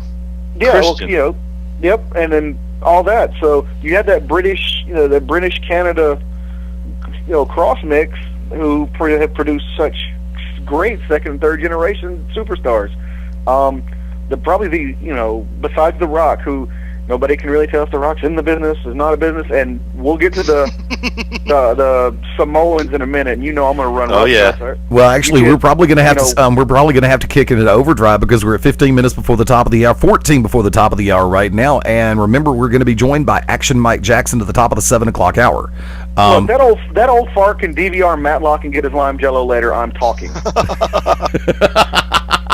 Okay. Dang. So okay, well then we'll kick it into overdrive real quick with the modern day generations. You got the Ortons, Randy Orton. I mean, if he keeps things up, the Orton name might not be something you want to recognize. Did Bob Orton do much in the business? Regionally, yes. Yeah, or Bob Orton Jr. I should say. He was part of the, he was part of the upcoming of the Rock and Wrestling, era. He was there for, seconded Piper. He was always a good second. Never a main eventer. Never even really an upper mid carder. He was maybe mid carder at best. Always, prevalent in the cast. Let's don't forget the Steamboats also, and Jimmy Snuka's daughter. Yeah, well, we'll move into that in a minute. That would be the future of the generation. You want to talk about Bray Wyatt? Stop that, because you don't want to go on a whole rant about Bray Wyatt, because I love him. He's my new man crush. He is awesome. I know he's awesome. Even JR said so. But then you've got the Samoans. I mean, good God. Name one time in the history of pro wrestling where there was not a Samoan. Everything from High Chief Peter Maivia to Afa and Sika to freaking, you had the Samoan SWAT team. You come in with the Faces of Death with Ming and the Barbarian. They were trained out of that same family. And that's the other thing. Ming slash Haku has freaking, his son is Camacho. Sure, they're saying he's Latino, but still. Oh my God. Yeah. He's right. I didn't know that. Then you move over to the Fijians. You had Jimmy Snuka. He freaking, even though Deuce. Domino. Deuce? No, Domino was a cracker. Even though Deuce was his adopted son, he's still learning from his father. Tamina, his blood daughter, she kind of talks out the side of her mouth like JR. It's just weird, but she's still kind of attractive. I'm scared of her. You've got that. Tamina running roughshod. You brought up the Usos. Behind the guns, behind the Motor City Machine Guns, and I don't care, they're still together, just not in TNA. They're together in my heart, and that's how it'll always be. TMCMG. But you've got the Usos. I'm going to say in the WWE, one of the most overlooked and underrated tag teams. Best entrance for a tag team ever. They don't get the credit they deserve. They should be having tag team gold. Who's their daddy? Rikishi. Who else have we got, Eddie? Oh God, the list the goes Guerreros. on. Yeah, the Guerreros with Eddie's daughter coming in. Well, yeah, that's going to lead me to the future. But you talk about modern day. We had Eddie Guerrero, Chavo Jr. Huh? Chavo Jr. And Chavo Senior right there at that time. Remember, Chavo Classic did some stuff for TNA and with WWE and Chavo Classic. Oh, yeah. And don't forget Hector Guerrero was a part of the Spanish announce team for TNA. Yes, sir. Yeah, and then you had Hector over there. So the Guerreros who. Eddie, that is, there's a lot of people who consider tragic losses in the world of pro wrestling. Owen Hart and Eddie Guerrero. And you talk about your dream three-way match or whatever for the U.S. title. I would have loved to have seen Kevin Von Erich, Eddie Guerrero, and Owen Hart. That would be my second generation, dream match right there. Oh, we're talking about second generation now. If we're talking about second generation, I would have to go with Owen. I'd have to go with David. Are we talking about three-way or four-way? Whatever you want to throw in there. Okay, I'd put it a four-way because I'm an asshole like that. Yeah. It would have to be Eddie, obviously, just like you said, and or Eddie or Malenko, because I'd like to see Malenko in some type of capacity. And when Eddie was talking about families from Florida, you had Boris Malenko, and then his two kids, Joe and Dean. Dean probably the most recognizable name of the three, but they're ones that, like the Harts, have cranked out superstar after superstar. Not many people know that they've trained a lot more people than what is known. I mean, if I can find my list, and yes, kids, I have a list. I'm that much of a nerd of who Dean and Joe and even Boris before he passed away, who they sped out of Florida. You would be like, really? He was trained by him? Get out of here.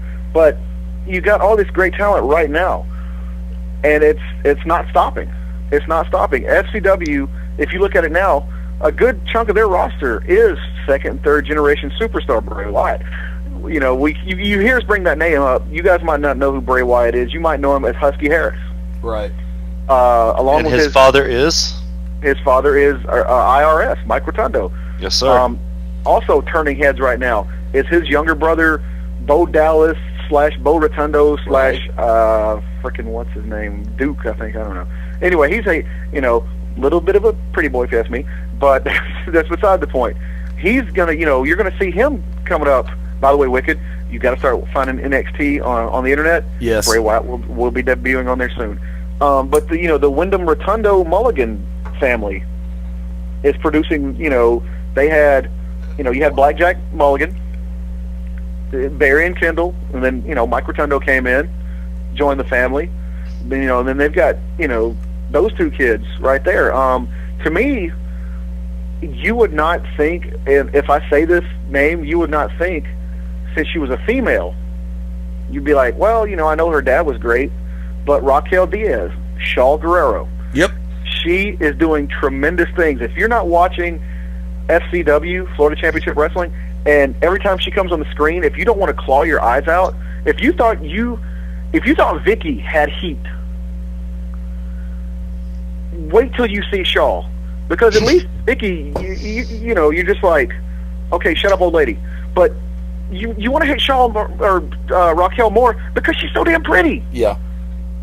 You're like, I want to hate you, but make out with you at the same time. Is this the daughter that had the glasses in Eddie Guerrero's DVD? Quite possibly. I think so. Oh my God! I feel so old when I saw Andy Van Slyke's son bat for the Los Angeles Dodgers. I felt old. I feel really, really old. The fact that some of these people are getting into the business slowly but surely. But if I can finish off my four-way really quick, I would have to add Ted DiBiase, obviously. So Eddie Guerrero, I almost said David Flair. Holy crap, that would suck. David Von Erich, Eddie Guerrero, and Owen Hart. Is that my four? I said four, right? Yes. Yeah, I would add. We'll say that's four. I would add Eddie Guerrero. Barry Windham, though. I'm sorry, Barry Windham would be on the outside looking in that. I'm sorry, Barry. And let's not forget Goldust. Yeah. Goldust and Cody Rhodes. You talking about that was another one. The business. Yeah. Right there, sir. Yeah, I mean, I would have, if you would have asked me, 3 or 4 years ago when he first showed up, or maybe it's even 5 years ago, when Cody Rhodes first showed up in WWE, if you asked me, if you said, Mabo, do you think that guy's going to amount to anything? I would have said tag team champion at best. Future endeavored in 3 years. Look at him. He's tremendous intercontinental runs. Been in some of the, once he broke out of that, what were they called? The metrosexual gimmick, I think, right after that, when he became the grotesque Cody Legacy. Rhodes. I think that when he went from dashing to the grotesque Cody Rhodes, as I like to call him, when he wore the mask, he started pausing and he started stressing out what he was saying, and he come into that heel mode.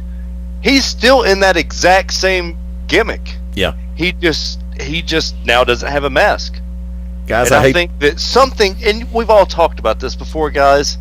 And and I say it all the time. I tell these young guys, the guy Jed Johnson, coming up in the business at NWA Pro South, like they said, he stopped and went 2 or 3 times in the business. He just graduated high school in May, 18 years old. He's a kid, but he's been in the business for years. But he was one of those yardy guys that decided he wanted to be a wrestler, trained, and had his few goes. It just takes something in you to click, whether it's somebody giving you the right advice, whether it's you being able to go back and watch your matches when you get your footage, and that's a big thing, is that young guys have got to get their footage to go back and watch it. That's the best thing you can do, is to go back and watch yourself and watch what you do. Amen. And that's how you learn. That and being on the road, and if you're only as good as your opponent. If you're going to continuously wrestle the same guys and be in the same company, you're going to get left behind because you're not going to grow. If you go out and you start wrestling against guys that are better than you and managing against guys better than you, and et cetera, then you're going to get what? Better. And that's what's happened with Cody Rhodes. Something in him clicked. And now he has, like you said, and we had this conversation. I know you've got it archived somewhere. We went back and we all thought at one time Ted DiBiase may have been the one to break Undertaker's streak. Where's Ted DiBiase now? Yep.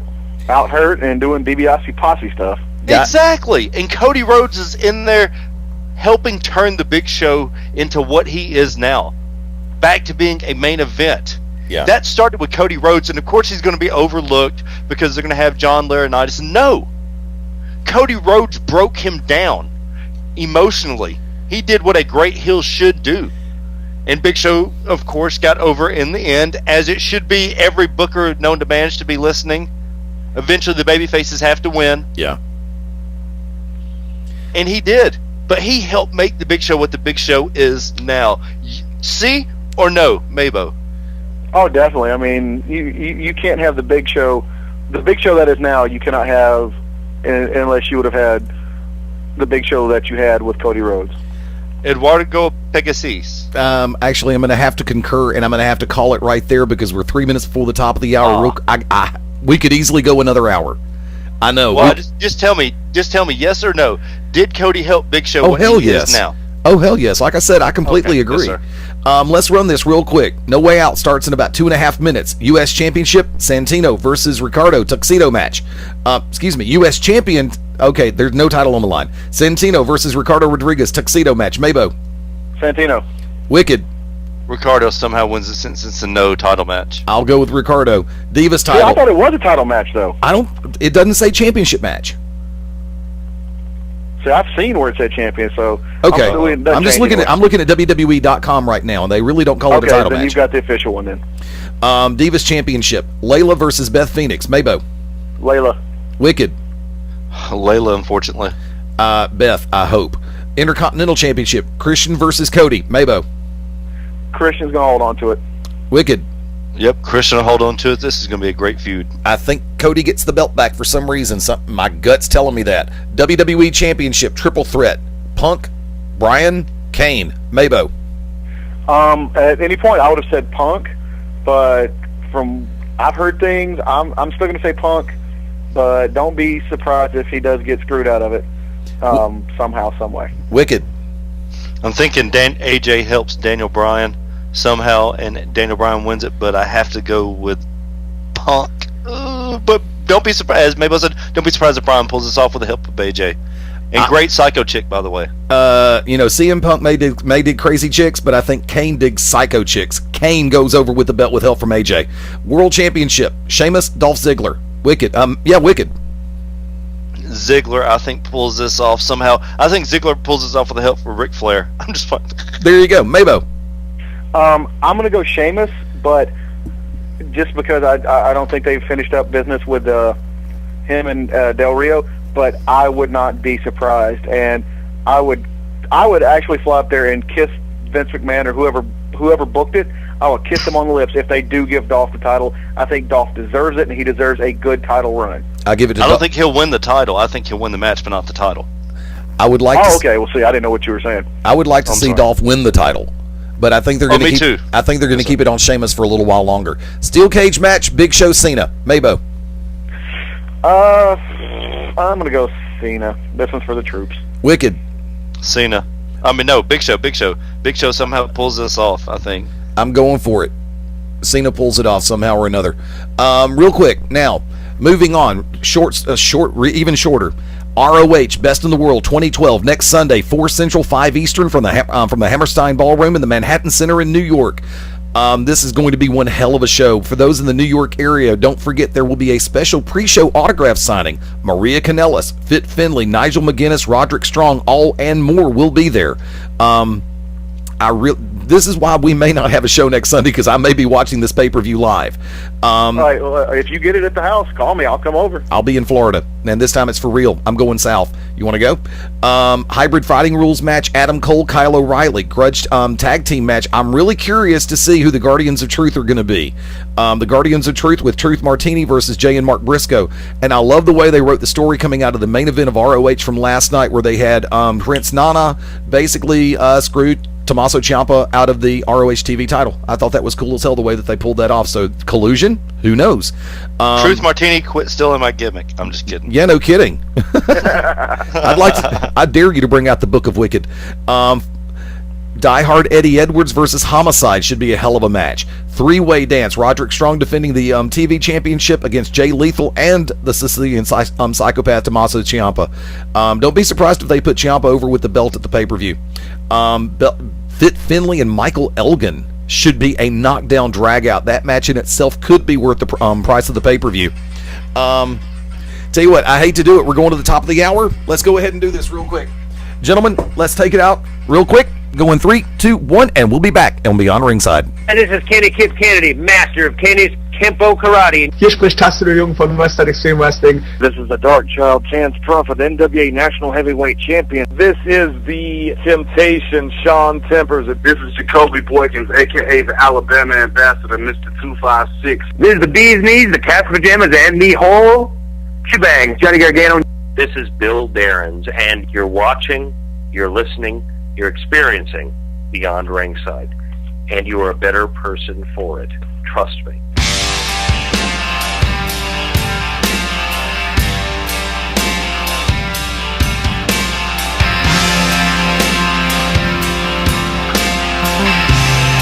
Hi, NBA forward Kevin Durant from the Oklahoma City Thunder, here with Bugs Bunny and Daffy Duck to remind you to get moving every day. Because when you get moving an hour a day, you'll have more energy to do the things you like to do. And that's a slam dunk. Whether you like to shoot hoops like me, skateboard, ride a bike, or dance on your roof, be a player. Get up, play, and move it your way. Head online to get tips on great ways to get moving every day. Check out how to be a player at letsmove.gov. A message from the Ad Council and HHS.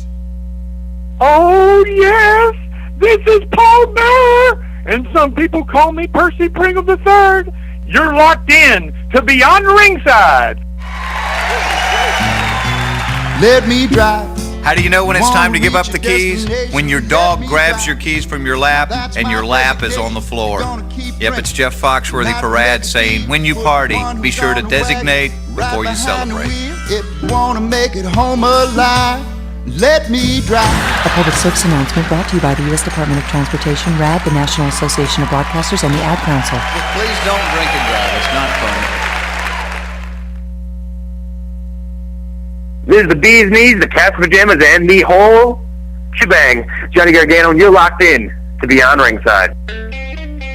Hi, I'm Ryan Seacrest for RAD. Over 300 people in this country are killed every week by a drunk driver. That's the equivalent of 2 747 plane crashes every single week. And the problem isn't going away unless we all do our part to stop it. So if you see someone who's about to drive after drinking, get the keys. Don't leave it up to anyone else. Friends don't let friends drive drunk. A public service announcement brought to you by RAD, the National Association of Broadcasters, and the Ad Council.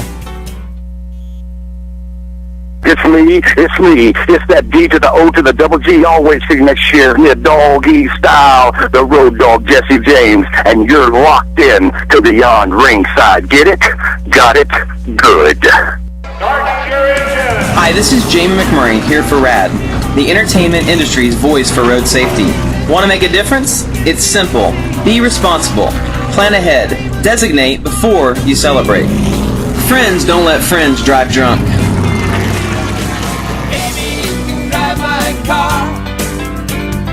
Yes, I'm gonna be a star. A public service message brought to you by the U.S. Department of Transportation, RAD, the National Association of Broadcasters, and the Ad Council. This is Angel Orsini. This is the Human Hand Grenade, Danny Only. This is Dirty Dutch Mantel. This is Liz Savage. This is Vinny O'Brien, 2010 Golden Glove champion. This is Gabe Sapolsky from Dragon Gate USA and Evolve Pro Wrestling, and you're locked into Beyond Ringside.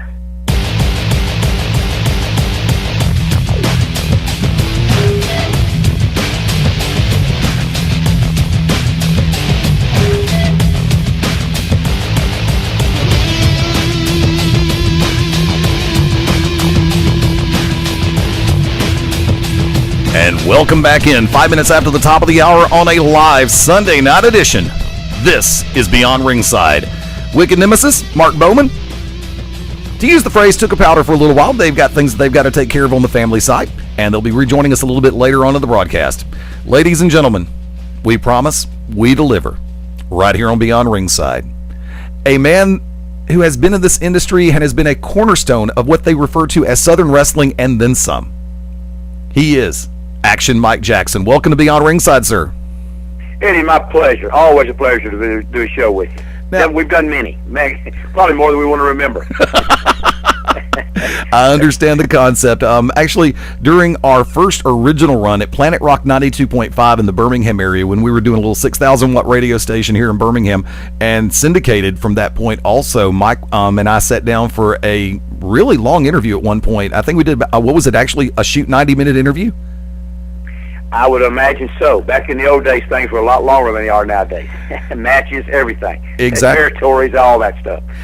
Now, actually, you just set me up for a beautiful question, because you and I have known each other, directly known each other for over 25 years.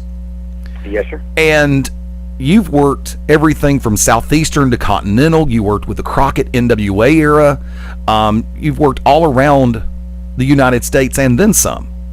Right. And you've watched the evolution and the de-evolution of this business. Oh, yeah.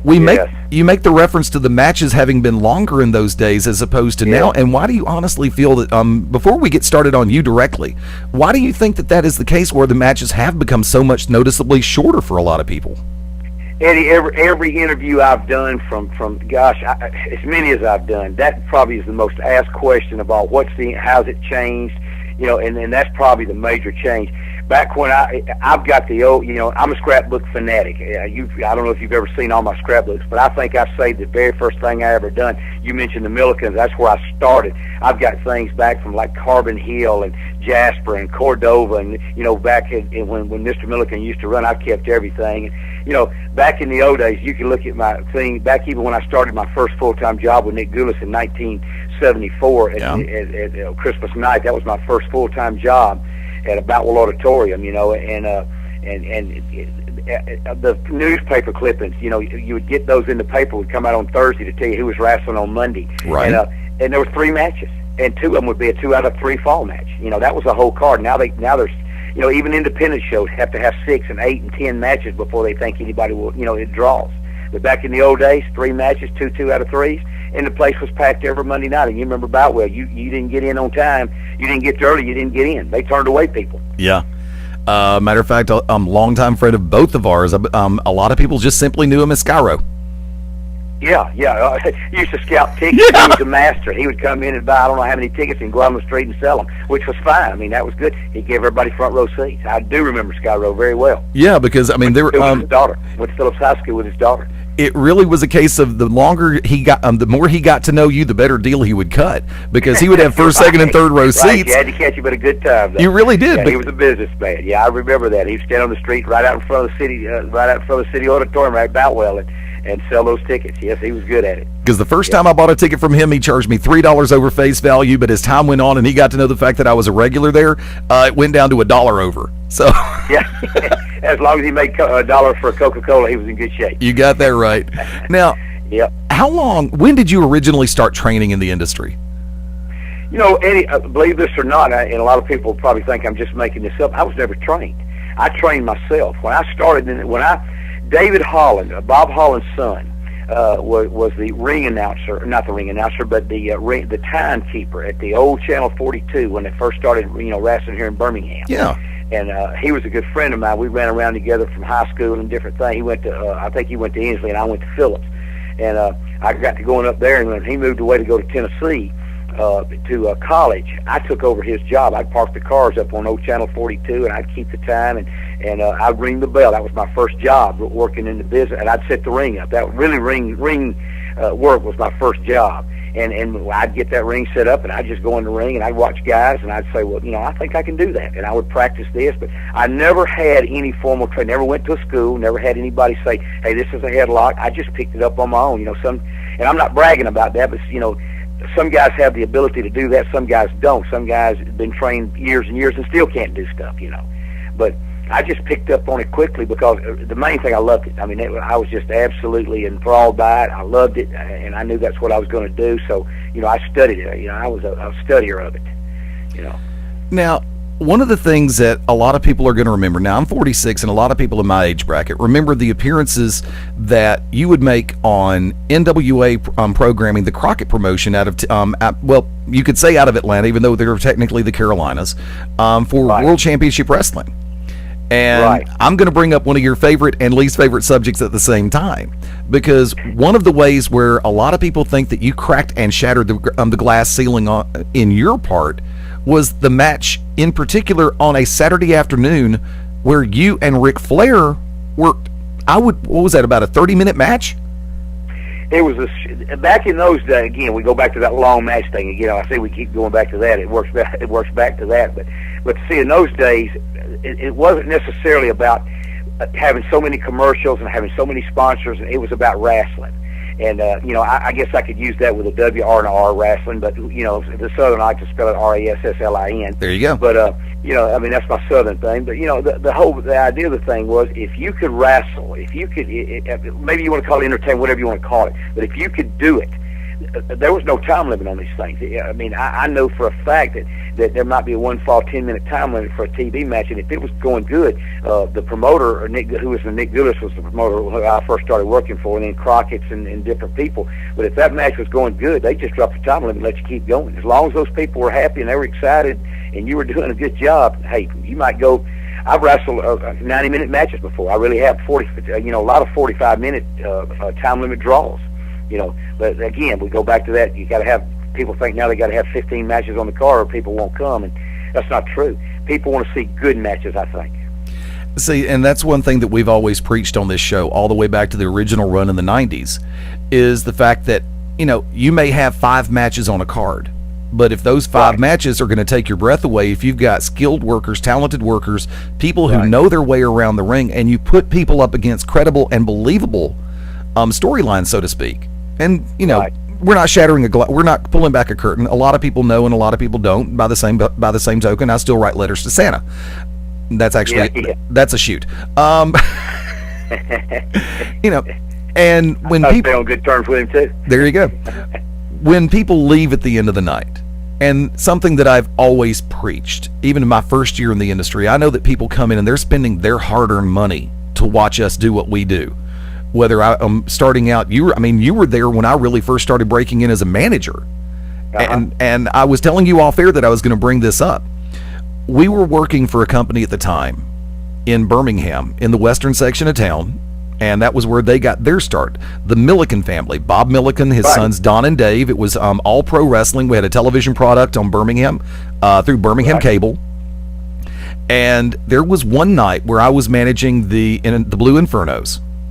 Yeah. And I would love to have Don and Dave on the air, because I know I actually got them on Facebook. We'll talk about that later.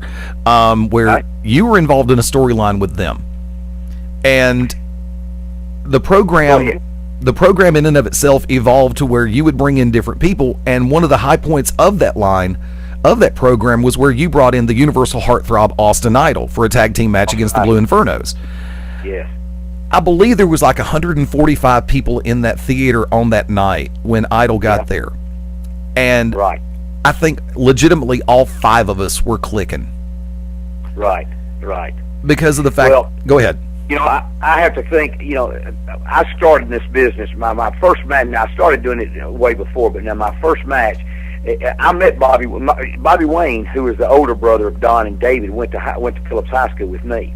I never knew he wrestled. That's how I got in the business, because I wanted to get in it, and I went down to Boutwell Auditorium every Monday night, would leave there with tears in my eyes, because Nick Goulis would not even talk to me, not give me a chance. So when I met the Millikens, when I met Bobby Wayne, I found out he wrestled. I went straight to him in high school. He was like 2 years ahead of me, and I said, brother, I don't know how to tell you, I don't even know what I'm asking you, but would you please help me get in this business? And so my first match was in 1972, June of 72, in Pell City, Alabama, at the National Guard Armory, with Mr. Milligan as a promoter. I didn't wrestle the Millikens at that time, but I was there, started. He gave me, I worked for him for 13 months, and I always give him the credit in all my interviews and all my DVDs that I have out. I always say this is where I started. I never forget where I came from, and no wrestler should ever forget where they came from. Mr. Milliken gave me a chance when nobody else would. I didn't make a lot of money, but the experience was well worth it. after 13 months, I decided, I wanted to do this for a living, and that's when I decided, I needed to be making money at it, because it is a dangerous profession, believe it or not. So, those guys did their thing. But going back to what you were talking about, I remember going to the Fairfield Theater many times, and when I got in with some of the, and I'm not going to say the better wrestlers or bigger wrestlers or anything like that, but when I got into the, can we say more legitimate territories, or would that be a good way to say it, Eddie? Sure. Because I still think Mr. Milliken, I know he's passed on, and I thank Don and Bobby Wayne and David and all of them for helping me out. But got my start there. But when I decided I needed to go to try bigger pastures, if you will, Austin Island, those guys became good friends of mine. They realized what I was doing. They had the same idea that I did, and they become friends of mine. And so I brought them in and used them in, different places like Fairfield Theater and different places like what you're talking about. And they would always up the house. I mean, the crowd would, whatever the crowd was, they would just about double or triple it because they say, hey, we see these guys on TV, we want to come see them, Now, I have to ask. Go ahead. I didn't mean to cut you off. No, that's I was going to end that. Well, they just came in, and those guys are like I still do the same thing, very same thing. I'm good friends with Jerry Lawler. I'm good friends with Rick Steiner. Guys I've met over the years, and have good relationships with. And I still promote shows. I mean, that's not a secret. I wouldn't want anybody to think I didn't do that. I promote a lot of high schools for fundraisers. I run a lot of shows around these areas. Do a lot of fairs, and just did 2 or 3 fairs last month. But the idea of these guys, they'll do me a favor because they don't owe me a favor, but they'll say, hey, we'll work for you a little cheaper than we will somebody else because we know who you are. We know, we started together. We fought through the same battles. There was a lot of times we weren't making any money, So I still bring in guys like that, to Peach State or to Southeastern Pro or whoever I'm working with at the time. I'll get these guys to come and cut these independent groups a little bit better deal because the independent groups can't afford like the big territories could. But I still do the same thing. Now I remember back in the 80s, early 90s. Case point scenario for me when we were all working similar shows, and there was a group. I'm trying not to play a card while playing a card at the same time to take us down a different venue. Some of the names, some of the people that we've worked with over the years on different circuits, like Paul Garner, known as Foots. A lot of people have seen him on local and national TV. Lee Peak, Dwayne Phillips, Randy Barber, Alan Martin. Yes. Now, a lot of these names you've seen on national television. A lot have stayed on more of the localized basis. And when it comes to it, there's always been what's now been more classified now more than ever before as that it factor. And when you watch guys in the ring, and having done as many territories as you've worked with, and having done national television, local television, all of the above. By the way, let me ask a question before I finish with this one. How many times have you actually held the Alabama Junior Heavyweight title? How many times is it possible? I said 268 last time. I don't really know. Gordon Soley started that. Gordon Soley was a personal friend of mine. Gordon would pick me up at the airport when I was flying to Tampa to do shows, and he wouldn't do that for anybody else. He and I just hit it off.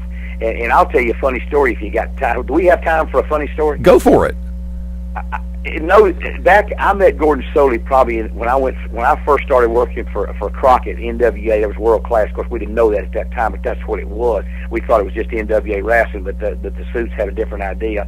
And Gordon Soley was the commentator. He would do Florida, and then he would fly in and do Georgia on the Saturdays. And one day he came through the dressing room looking for hairspray. Now this is going to be hard for you to remember, Eddie, but I had hair at one time. And I used to have hairspray to go to my hair. And I said, Mr. Soley, I've got some you're welcome to use. And ever since then, he and I just bonded, for over a simple can of hairspray. And he started that Alabama Championship Wrestling, and then they got a belt and made it. And I kept that thing for a while, lost it, won it, lost it, won it. I don't really know how many times, but probably more than normal. It's probably a lot. Yeah, you were making a reference to Gordon Soley. We've had Pam and her husband Bob on the show on 3 separate occasions. Always great to talk to them. Did you ever have now? I know that you've got the DVDs that you have the different matches, as well as the ever so lovable Mike Jackson mystery box.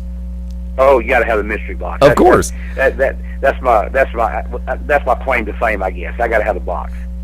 Have you ever considered sitting down to write a book? You know what? George South, who I started in this business, just wrote a book, and I thought about it 1,000 times because all these guys got. I thought, well, would anybody ever want to read one from but I would love to write one and just not putting myself over. I read so many of these books, and it's about me, and I did this, and I won the championship, and that. I would love to write a book about behind the scenes, about a guy that was a nobody, still not a whole lot, but just a guy who had a dream and followed that dream, and some of the stories and some of the people I traveled with over the years, guys like the Road Warriors who became personal friends of mine. When Animal, Hawks passed away, but when Animal, I saw him in Birmingham, at a Wrestle Birmingham show, and he came up to me and thanked me. He absolutely thanked me, and I thought, man, where you've been, not where I've been, is two different worlds. He said, but without you and what you did, and guys like Randy Barber and some of those you mentioned, without you, I was practically married to those guys for about 6 months. When they came into Atlanta, Ole Anderson said, take these guys and teach them how to wrestle. And I thought, yeah, well, that's easy for you to say. I'm 165, 70 pounds. These guys are 290 and bouncers in a bar. They like to beat me and Randy Barber to death for about it. But they thanked me, so they came back, and Hawk said, if you don't mind, I want to put you on my DVD. And I'm on there like 2 or 3 times. And I said, brother, that's an honor. And at the last show, he said, would you please give me a Mike Jackson Wrestling T-shirt? I said, man, you want a T-shirt with me on it? He said, I'm wearing it on the airplane if you'll give it to me. So, things like that mean a whole lot more. That's what I'd like to write in a book. Little things like that instead of just, I won the Alabama championship from so-and-so in, 72. I just don't want it to be just about, what I've done, but just some of the stories that I would know. That would be an honor to me, But I would love to write a book. And now that George South's written one, I'm definitely thinking about it. Now, one question. When you see some of the people who were used in the Crockett era over on TBS for World Championship Wrestling, and we've made reference to a number of them, like Randy Barber, Alan Martin. Matter of fact, I still keep in touch with Randy's sister every once in a while. Longtime friend. But you also hear names like the Mulkey brothers, Randy and Bill. Do you some of the other guys who were prevalent on the television product during that run? Do you ever still keep in touch with them? Yes, I do. And, I'm not going to expose anything here that probably already is known on the internet 5,000 times anyway. But see, those guys, I gave all those guys that you mentioned their start, every one of them. Now, not that I didn't train them. They were already trained and they were great talents. But I realized a long time ago that if you're ever going to make money in this business, you can't make it just by always working for the other person. I mean, I'm sure that makes sense to you. You're a businessman yourself. You can't work for everybody else. Right. And the first time I ever went to Atlanta TV, my first full-time job was Nick Goulas gave me my first full-time job where I was working 6-7 days, sometimes 7 days a week, sometimes 2 and 3 times a day. And I realized that I couldn't do that. But when I finished up for Nick Goulas, because in those days it was territories. Everybody had a territory, and everybody respected everybody's territory, and they stayed out of it in the 70s and the 80s. Vince never went into Tennessee, and Nick Goulas would never go into New York. I mean, that was just an understanding, that a gentleman's agreement. Right. Of course, that was Vince Sr., not Vince Jr., it is now. But when I went to Atlanta TV, when I was finishing up with Nick Goulas, and I knew my days were numbered, I'd been there about 2 or 3 years, and they had done about everything with me they could possibly do in tags and singles, and I knew my days were numbered. Jerry Jarrett called me. Honest story. Jerry Jarrett called me and he said, Mike Jackson, we've been watching you for a lot of years. We'd love to have you come over and work for Atlanta. And that was part of Crockett's promotion at that time too. And I thought, man, unbelievable. And I went over to Atlanta TV and worked with a guy named Ray Stevens. If you remember him, Cripper Ray Stevens. Yes, very well. Former world champion. And I went out there, and it was like a 5 or 6 minute match, and we had an unbelievable match. It was up and down, and nobody knew, it was like anybody could win on at any given moment. And I got a check in the mail for $135. Now that's in 1974, 73, 74, somewhere around that era. And but I thought, gosh, I wrestled for 5 minutes. I made $135, and here I go out and wrestle for 45 minutes and make 30 or 40. But of course, in the 70s, gas was 26 cents a gallon. True. And So Jerry Jarrett and those guys offered me a job, and I said, man, I jumped at it. So I started going to Atlanta TV, and then I started taking Randy and Alan and Paul and, guys that you mentioned, and the Mulkey brothers. I mean, they were getting wind of it. And so finally, one of the smartest men I've ever worked for in my entire life, and I still see him occasionally, we still talk, and we were really good friends over the years, J.J. Dillon. Remember that name? Very well. Brilliant man. And he came to me one day and he said, look, I'm working in the office here. Why don't you just take over the booking for these TV guys, job guys, whatever you want to call them. And so at one time I had about 36, 38 guys working for me. Of course, I was making a booking fee, making a good salary. The office was paying me to book the guys, but it was less headache for the the top guys that was trying to to run the show. Dusty and Ole and the guys that were were the bosses. And they said, look, you just take this card and you put these guys where you want to. Of course, I was good friends with everybody because nobody wanted to work with certain people or wrestle certain people. But that's how I really got to really getting into it. And then that went to Bill Watts out in Louisiana. Bill Watts, said, hey, we know what you're doing. Can you come do that for me? It was happening in Tampa. Dusty moved to Tampa, and he said, hey, can you come do that for us? And Puerto Rico, Carlos Colon called me. Carlos said, he met me in Charlotte. He said, hey, can you come do that for us and bring me some guys?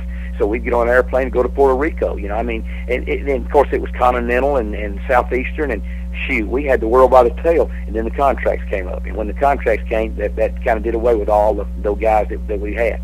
But we got probably 15 years out of it, so it was great. Now, but that's kind of how I got with Crockett's in the Bences and people like that. Now, you actually popped the term a second ago when you said the word job, and that term has actually evolved into enhancement talent. Sure. Yeah, and the thing about it is, we look back in this day and age, and it's like, okay, younger fans than me will sit back and they'll watch some of those matches. You and I had a conversation via telephone the other day, and I was asking you about email and Facebook, and you said that you've been told that there's a number of matches featuring you out on YouTube, which is true. Yes, I promise you, Eddie. I give you a word. I don't know how they got on there. I've never done that. Matter of fact, I don't do computers, so I don't even watch them. But somebody told me the other day I had 22 of them on there. Nice. I didn't even know it. And this is coming where you have fans of the industry and fans of the business who are longtime fans of the business who have these matches. Now, honestly, I've got a videotape library, and now that has moved into DVD and onto my hard drives. Of matches going all the way back to the mid-'80s when I got my first VCR, because I used to tape the shows and be able to see who's doing what and when and keep track. I guess that's the early stages of Beyond Ringside's infancy before we actually went on air with it. But, and to see these matches coming back on television and they're getting monster hits. I mean, they'll be online for 24 hours and lo and behold, they've already gotten 25, 30, 40,000 hits, and the number keeps growing exponentially. Right. Now, that leads me to a question, because the utilization of the terminology Southern Wrestling. Mm-hmm. I've always said that geographically speaking, the booking style is different. Every territory was different, and the interaction with the fans is different. Whereas in the Northeast, you have a more, I'll use it, more business oriented and more impersonal on the larger shows. Down here in the southeastern United States, I think one of the things that sets us apart that a lot of promoters out in different areas can't understand is the fact that we're not afraid to interact with the fans. Can you touch that one? Right. Well, definitely it is. Every territory, like I was telling, we go back to that territory thing. Back when I first started, everybody had a territory. If you worked the Tennessee territory, you didn't go to the Florida territory. If you worked, when you finished up, you might go to Florida. Like when I finished up with Nick Goulas, they sent me out to Oklahoma to work for Bill Watts in his territory. So, but everybody respected everybody else's territory. Now it's not like that anymore. There's no territories whatsoever. The big companies run all the big towns, but they're smart. When in 1988, I went to WWF. They called me, a guy named Terry Garvin. I don't know if you remember that name. Terry Garvin was an agent for the WWF, and he called me and he said, "Look, we want you to come work for the WWF," which was, WCW was going kind of at that time out. And I thought, man, this is a great honor. I'm getting to go with Hulk Hogan and Randy Savage and Andre the Giant. I mean, heck yes. So I worked for those guys, mostly in the South, to be honest with you. I mean, they didn't fly me to New York and do all that kind of stuff, but I got to wrestle all around the South and with those guys. And they just kind of took the territory thing away with us. WCW kind of did that. They just kind of started going into everybody else's area, and then the small groups, or even the groups that were not small, but the groups that were running all the time, like Continental was here for years and did really, really well. But they could not compete. They could not even come close to competing with what WWE was putting at the Civic Center, on one time or twice a year, 3 times a year, you see. So it kind of killed the territory thing, and Vince, I worked for him for 5 years, made more money than I ever made with anybody in my life, and I'm not here to knock him by no means whatsoever. But what he's done is he's marketed superstars. You know, it's not a good guy, bad guy type thing anymore like we have in the independent shows. These are major superstars. You know, guys do stuff on this TV nowadays that nobody would have done. Could you imagine hanging somebody on a cross? You know, in the 70s. In the Northeast, maybe, but down here, no, you'd get lynched. Exactly. I mean, they're doing things, you know, and it's so, people ask me, you may have really asked me this in the very beginning of this interview, you asked me about what's the difference. The difference is it's a soap opera now as compared to what wrestling used to be. Now, was it, was it pre-planned, was it staged, was it a miss, was it musical? You know, you can ask a million questions about that. But in the old days, if people would say, well, do they already know who's going to win? Well, if I'm wrestling the Road Warrior, yeah, I can tell you who's going to win, the Road Warrior. I mean, this guy is 280 pounds and probably the toughest guy in Chicago, coming out of Chicago, and here I am 175 pounds. Yeah, I could pretty much tell him. But, you know, it's a whole different world now than it used to be. We go back to those long matches versus short matches, you know, 3 matches on the card, 2 out of 3 fall matches versus 17 on the card, you know. So it is a whole different world. Is it better now than it was? I don't know. Is it worse? Who knows? But I know it's different. We can use the word different without a doubt. You know, we know that one. Folks, do me a favor. Hang tight. We're going to take our bottom of the hour break, and we'll be back in 4.5 right here with Action Mike Jackson on Beyond Ringside. This is Pam Allen, daughter of Gordon Soley, and you are locked in on Beyond Ringside. Welcome to Move Time Radio, presented by the Arthritis Foundation. Ah, that's a good one. Get up and dance, baby. If you're driving, pull over to the shoulder. If you're at work, yeah, time to violate the employee handbook. See, movement is just one of the ways to help fight osteoarthritis pain. Another is weight loss. You get rid of just 1 pound, that's 4 pounds of pressure off each knee. For more information on managing pain, visit fightarthritispain.org, baby. This message is brought to you by the Arthritis Foundation and the Ad Council. This is Jacoby Boykins, a.k.a. the Alabama Ambassador, Mr. 256, and you are locked in to Beyond Ringside. Hi there, this is Sammy Hagar here for RAD, the entertainment industry's voice for road safety. Now, style's a personal thing, and your lifestyle is your business. But if you take it on the road, it becomes everybody else's business. Please, plan ahead, designate before you celebrate, because friends do not let friends drive drunk. A public service message brought to you by RAD, the National Association of Broadcasters, and the Ad Council.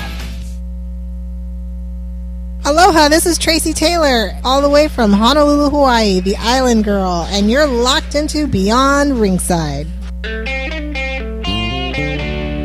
Nancy O'Dell here for RAD, recording artists, actors, and athletes against drunk driving. You know, style is a personal thing, and your lifestyle is your business. But if you take it on the road, then it becomes everybody's business. So please plan ahead, call a cab, or designate a driver before the party starts. Friends, don't let friends drive drunk. Baby, you can drive my car. A public service message brought to you by the U.S. Department of Transportation, RAD, the National Association of Broadcasters, and the Ad Council.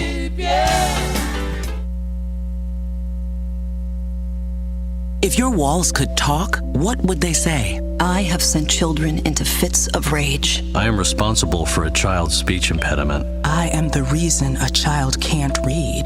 Just because you can't see lead paint doesn't mean it's not on walls, doors, windows, and sills. Today, lead paint poisoning affects over 1 million children. If your home was built before 1978, log on to leadfreekids.org or call 800-424-LEAD. Brought to you by the Coalition to End Childhood Lead Poisoning, EPA, HUD, and the Ad Council. Hi, this is Ozzy Osbourne. For many years, you know I've had a drink problem, and I'm trying to battle that problem every single day. But one thing I don't drive my car when I'm drinking. I get someone to drive me. Do not drink and drive. It's the stupidest thing. If you drink, just don't drive. Not only are you going to hurt yourself, you may hurt some other person, and you wouldn't want that on your conscience, would you? A public service announcement brought to you by the U.S. Department of Transportation, RAD, the National Association of Broadcasters, and the Ad Council. The odds of becoming a signed artist and having 3 #1 albums? 1 in 100 million. The odds of going on to win 6 Grammy Awards? 1 in 1.4 million. The odds of this performer having a child diagnosed with autism? 1 in 110. I'm Toni Braxton, and I encourage you to learn the signs of autism at autismspeaks.org. Autism Speaks It's time to listen. Brought to you by Autism Speaks and the Ad Council. We all lock our doors at night to keep our family safe, but we can't so easily lock out H1N1 flu. Truth is, you can. The simplest and safest protection against H1N1 recommended by the CDC is vaccination. The H1N1 vaccine is safe, effective, and the most important step to keeping healthy. Stop H1N1 at the door. Keep it away from your family. Get yourself and the ones you love vaccinated. Visit flu.gov to get a vaccination near you. Be the one to protect your family from H1N1. Brought to you by the Ad Council and the Department of Health and Human Services.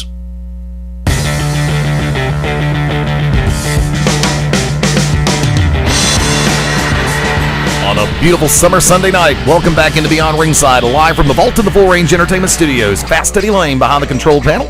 Welcoming back in our very special guest at this time, pro wrestling star, Action Mike Jackson. Mike, good to have you back, buddy. Still with us.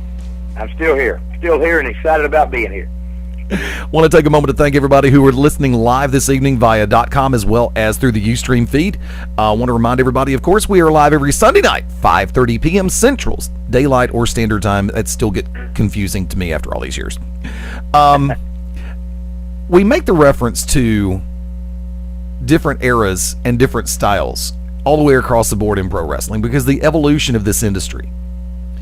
We've seen now, with the advent of, over the last few years in particular, the introduction, I'd say over the last 15 years, the introduction of the reintroduction of the cruiserweights and what TNA calls the X Division style. You've got ROH and Chikara, which accent what I consider to be the non-gargantuan guys.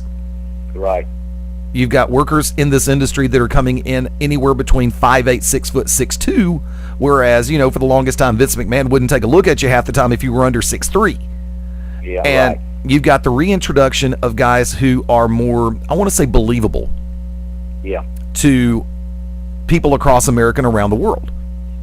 Because remember, in Japan, for the longest time, the larger performers, the larger workers in this business were more of the novelty. Shohei Baba. Giant Baba, right. Case point scenario. Right. But you also had, of course, Tenryu, who was a more larger individual, physical stature-wise. But you also have people like Tiger Mask and Kabuki, who were genuine superstars. And they were our size almost, if not just a little bit bigger. Right. When you see the return of guys who are more, I hate to use the word average. I think I use the word credible more than anything else. Because You're not looking at NBA players. Right, exactly. Or the front line of the Pittsburgh Steelers. You know, when you've got guys coming back into the business who are 5'6", 5'8", 5'10", who are coming in at 180, 200, and 215, and getting that push because they've learned their craft. When you see people like that of our size coming back in and who have shown the fact that they know what they're doing on multiple levels, how good does that make you feel? Oh, that's great, and I'm going to be honest with you. When you mentioned TNA, I love to watch. Now, I don't necessarily like to watch all the big guys because that you know, I've been in it with it so long. But when you see guys go out there like that Aries and those Motor City Machine Guns, and we had Davey Richardson over at Peak State Wrestling a few shows ago, and what a talent he is. He's just not 6'9" and weighs 350 pounds. But I'm telling you, he pound for pound, he might be the best in the world. I mean, these guys that you go out and watch, these guys, they're going to always excite you. They're going to do things. And you know what, Eddie, I've been small all my life. I know what you have to do.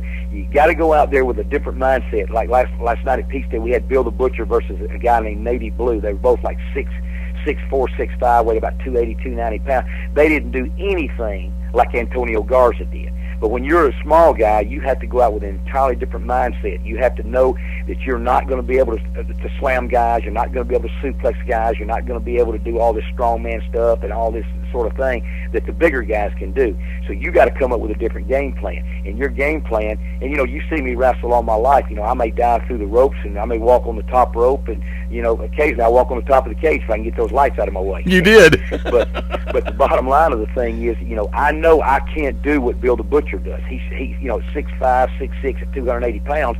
He's going to run over you like a bulldog.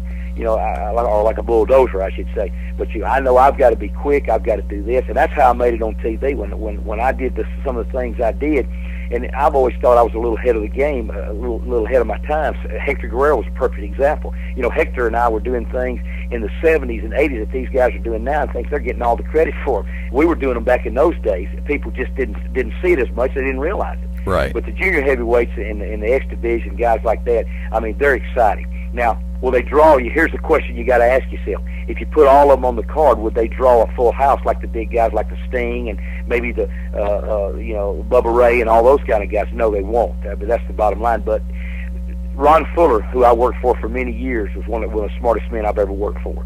His idea was very simple. Put 2 junior heavyweights out there to open the show, and you set the tempo for the entire show. Thank you. That makes sense to you? Yes. I mean, your opening match, and I book a lot of shows, and I help promote a lot of shows. I want my first match to be as exciting. And I've even had guys come to me, main event guys come to me when I was with WCW, Georgia Championship, and different ones, and say, look, you're doing too much stuff out there. You know, we got to follow that. And you know what I'm thinking? Hey, if you can't follow it, give me your money, and you take the opening match and put me in the main event. But that never happened. No, it doesn't. But I want the tempo. You've got to set the tempo for the card. The first match in my book, the first 2 matches in my book are as important as anything, because they're going to set the whole atmosphere, the whole environment for the night. So so to answer your question shorter, do I like those X division guys? Man, I think they're fantastic. I think they set the whole. There's a place for everybody on the card. There's a place for the big guys. There's a place for the small guys and the medium-sized guys. And you put it together, and that's how you draw money. See, and you actually just said you basically confirmed something that I'd said a while back, because when you get that style of match as your opening match, and you get the fans that pumped up and that excited because these guys are going out there and hitting the different moves and setting that tempo, and it makes the rest of the locker room sit back and go, I gotta follow that. Hold on, come back here. Come back here. We're gonna talk about. That's what I want. I was 4th match last night, and I watched the first couple of matches, and I thought, now this is what I got to do. And so my mindset was an entirely different thing than what it normally would be. So, but that's what you do. It's like I try to teach guys that want to get in this business. I try to teach them. It's like painting by the numbers. The old deal that you did when you were in kindergarten. You red was 1 and blue was 2, and you painted by the numbers. It's a building process. You start out with match 1, you build a match 2, build a 3, build a 4, and when you get to the main event, they should be at a fever pitch. Yes, that's the whole idea. If you're not doing that, you're doing something wrong. Now, there's one more quick question I really want to hit you with. You make the reference to people getting in the business. When somebody approaches you and says, I want to be a pro wrestler, what is the first thing? No. Really? Really. I get 100 phone calls a month. And I never get the phone call back when I tell them what the problem is. There's too many guys in wrestling today. There's too many chiefs and not enough Indians. If that makes any sense to you. It does. I'm sure it does to you. Maybe not to the marks and fans that are listening. But the bottom line is there's too many guys in wrestling. I go all over the country. I still wrestle, sometimes 3 or 4 weeks, especially in the wintertime when I'm not playing softball. I might go spend my whole, winter over in Georgia wrestling 3 or 4 times a week because there's so many shows. And I'm not knocking this because I wanted to get in the business too. I mean, but I was turned down so many times that when I finally got in the business, it meant something to me. And we got to use the word business. This is a business to me. I'm not a Saturday night hero. I don't go to school on Monday and tell everybody, well, I'm a wrestler. I don't wear a T-shirt that says I'm a wrestler. That's what a lot of guys want to do. They just want to be known. It's a business, and if you treat it like a business, it'll treat you like a business. Right. And there's just so many guys out there. I see, the guys with kick pads and tennis shoes and these cut off blue jeans. If you'd have done that at Nick Goulis's day in 1974, if you were walking about the auditorium with a pair of kick pads and tennis shoes on and a pair of cut off shorts and said you was going to be a wrestler, he'd have thrown you out the back door himself. Yeah. Because I respect it. I respect professional. I'll never write a book and expose everything I know about professional wrestling like some of these guys. I'll never go on hard copy and do this like some of these guys have done. I'll never make a hidden video and hide my face in the dark and talk about this, that. Wrestling's been good to me. I mean, I made a good living, a really good living at it. And I respect it. I respect the guys that I work with over the years. And if guys are not respecting the business, they'll not be in the business. So if that makes sense to you. It does. Makes perfect sense. Now, that's just my feelings on it. You're making a reference to Peach State a minute ago, and you are you were a former title holder. You were just coming out of one of the hottest storylines, one of the hottest programs that culminated in a 10-man War Games style match, where It was and team. That's my last. Let me tell you this. The cage, I'm out of the cage matches. I was sore for 3 or 4 days. I think my last cage match, I think you got to see my last one. I think we had. I think that may be available on DVD through Peach State sometime very soon too. Because first off, it was a hell of a match. I don't care what people think. If they think wrestling's all this, that, and the other, let them have a cage match. Yeah. Especially with the cage, it's as hard as that cage was. Yeah, that cage was one of the hard steel cages.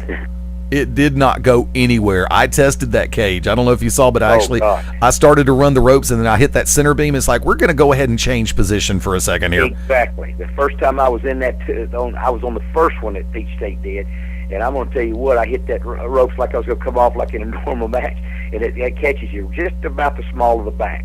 And man, I said, let's don't do any more rope stuff. I'm staying right. I'm going to be a foot soldier. I'm right in the middle of the ring. Now we make a reference to that to the 10-man War Games match at Peach State. You had an interesting circumstance occur with the Ultimate Dragon revolving around the Junior Heavyweight Championship with Peach State. Yeah. It's the same old Dragon. We knew we couldn't trust him. I mean, Shane Knowles is a promoter of Peach State Wrestling. He and his father have done an absolute job. I was telling you a little while ago where we're on a break. I still do. I work for a lot of organizations, and I love working for these organizations. I love to go to these places, and I love these young guys to sit down and say, look, we used to watch you on TV. Can you help me do this? Can you teach me this? Can you show me that? Can you, I love that. But Shane Knowles, when he called me 4 years ago, I've been with him for 4 years now, and when we started in Bremen and went to Bowden and now over to Carrollton, this guy's got a heart for it. I mean, you really got to have. You can't promote professional wrestling just on Saturdays and then come back 2 weeks later and say, okay, let's do this.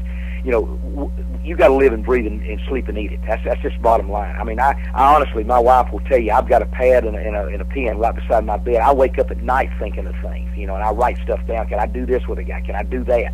And Shane has put this program together, and we went through some slim years. I'll be honest with you, there were some tough years there, first couple of years, till we finally got settled into a good building and everything. But Shane Knowles has done an unbelievable job at Peach State. He doesn't interfere, he doesn't get involved a whole lot. He knows his role. And the bottom line is, Peach State is one of the best independent shows I've ever been on in my life. And I'm not. And please, if any other independent promoters are out there listening to that I work for, I don't want you to think, hey, Eddie called Mike Jackson to cut our promotion. Now that's not true. I love them all. There's a place for everybody. But sometimes you just hit that golden egg, and Shane Knowles has put Peach State together, and this thing. You were there. You saw it firsthand. I mean, you did your radio show there. You saw.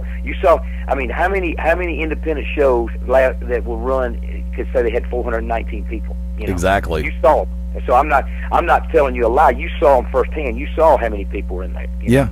And last night we drew almost 300 in an independent show, and all we had was the Exotics versus Zach Daniels and Nigel Sheard was the main event, and me and the Dragon with the underneath card, the semi-main event. So I mean, what we're doing, what's going on? Shane Knowles has given up good wrestling matches. We've had in 4 years we've had 2 cage matches, we've had 2 hardcore matches. You don't have to have all that crazy stuff.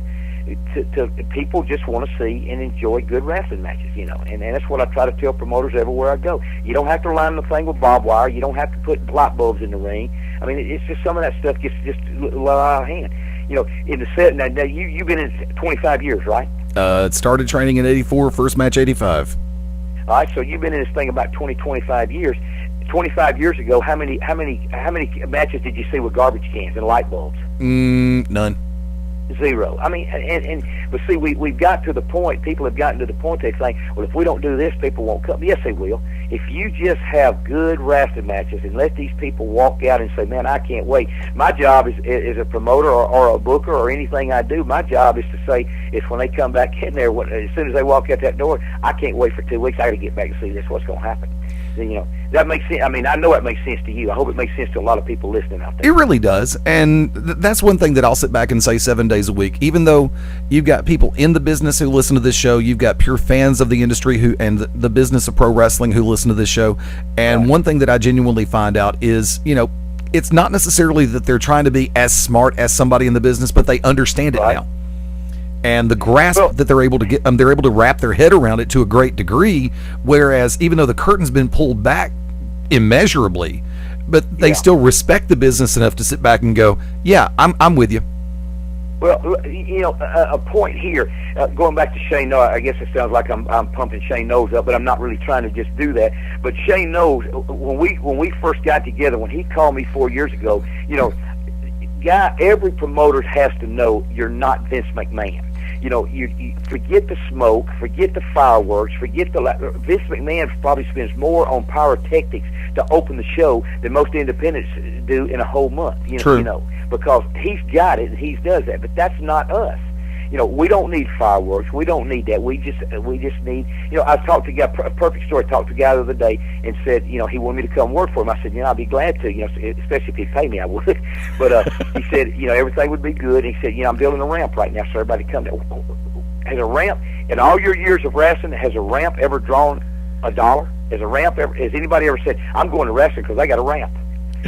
Yeah, I can see the idea where he's behind trying to make a uniform entranceway, and therefore he can try to set up a light structure and something around that to make it a little bit flashier and everything. But you can have all the lights, you can have the pyro, you can have the smoke and the mirrors, but by the same token, the bottom line is, how good is the talent that you're putting in the ring? Yeah, we're on the same page. I mean, Peach State has surrounded themselves with just good, hard guys that want to. You got to have a hunger for this business. Yes. And that's what I look at. I tell these kids. I told that Navy Blue, sit down with him last night. He's a good kid. Had a WWE tryout to the plant. They flew him up there. He did a good job, and they called him one day. But I said, buddy, you can do anything you want to. You can leapfrog over guys. You can drop kick at 6'4". You can do anything. But if you don't have a hunger for this business and really love it and want to take care of it and protect it, then you'll just be another guy that we'll see on the side of the road.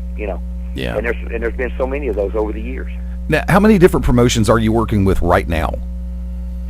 Well, I'm working for Southeastern Pro, which is the Walker County area. That's Carbon Hill. They run that once a month.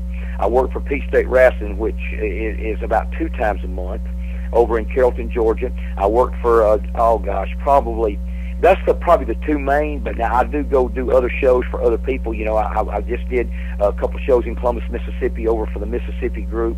Last about 2 weeks ago. I just travel whoever calls, Eddie. I'm an independent contractor type thing, and anybody that calls, if they'll pay what I ask to be paid, and they'll do that. I'm old and I do it for a living. I got to make money at it, and if they'll pay me, I'll go. I mean, I don't care who I wrestle with or who I wrestle against. Everything's fine there. I just like to, I love it. I still have. I'm 62 years old. I'm as hungry for it as I was when I was 22. And by the way, great job walking that cage the other night. I saw, real quick ending on this one, but during the latter part of that War Games match, I saw the foot slip when you were getting ready to go for the flying crossbody off the top of the cage. Well, that was probably sometimes, I'm glad my wife's not here because she'd say how stupid I was. But, when I climbed up on top of that cage, I didn't realize how high it was. And I started walking, and it was fine. The walking wasn't any problem at all. I still have good balance on that thing, and I've got a pretty good balance on that thing. But the bottom line was those lights were in the way. Yeah. And when I reached out to grab that light to move it out of the way, I didn't know it was so easy to move. I fell off there trying to move that stupid light. Yeah. I was embarrassed, especially if I fell out on the floor. I think some people would have gone for the diving catch.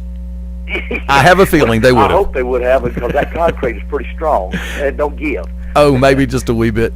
I cannot believe the time has flown by the way it has. Mike, we could easily go another hour at least, because I know that there are so many different road stories that you could tell. That's why I really think a book would be a beautiful thing if you did it. Mabo, come on in. Well, someday if you get more time, call me, because going on tour is amazing. You travel, you're with the guys for a week, you see them do stupid stuff. I saw the Road Warriors set King Kong Bundy's shoes on fire one night on the rail at the hotel because they smell so bad. Just little things like that. It's just that's what I want to write a book about. That would be, like I said,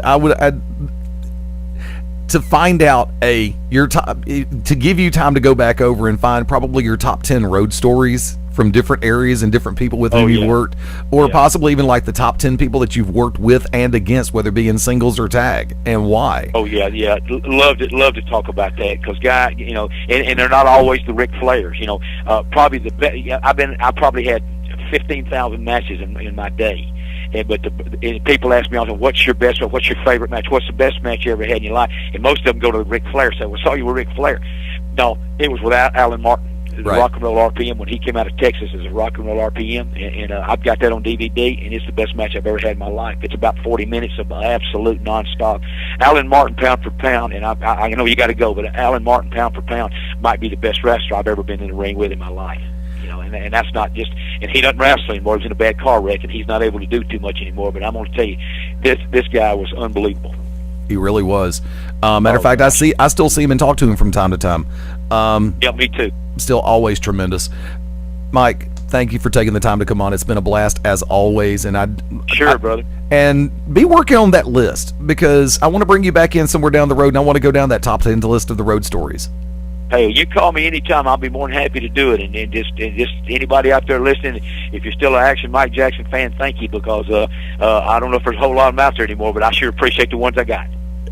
He has been referred to as the Alabama legend, and we all know him. I mean, you're old. No, it means you've got it means you've got the durability and the know-how to stick around for a cup of coffee in this business. Yes, sir. Action Mike Jackson once again has just gone Beyond Ringside, and we'll be back in about 5 right here on the Beyond Ringside Radio Network. Hi there, this is Sammy Hagar here for RAD, the entertainment industry's voice for road safety. Now, style's a personal thing, and your lifestyle is your business. But if you take it on the road, it becomes everybody else's business. Please plan ahead. Designate before you celebrate, because friends do not let friends drive drunk. A public service message brought to you by RAD, the National Association of Broadcasters, and the Ad Council.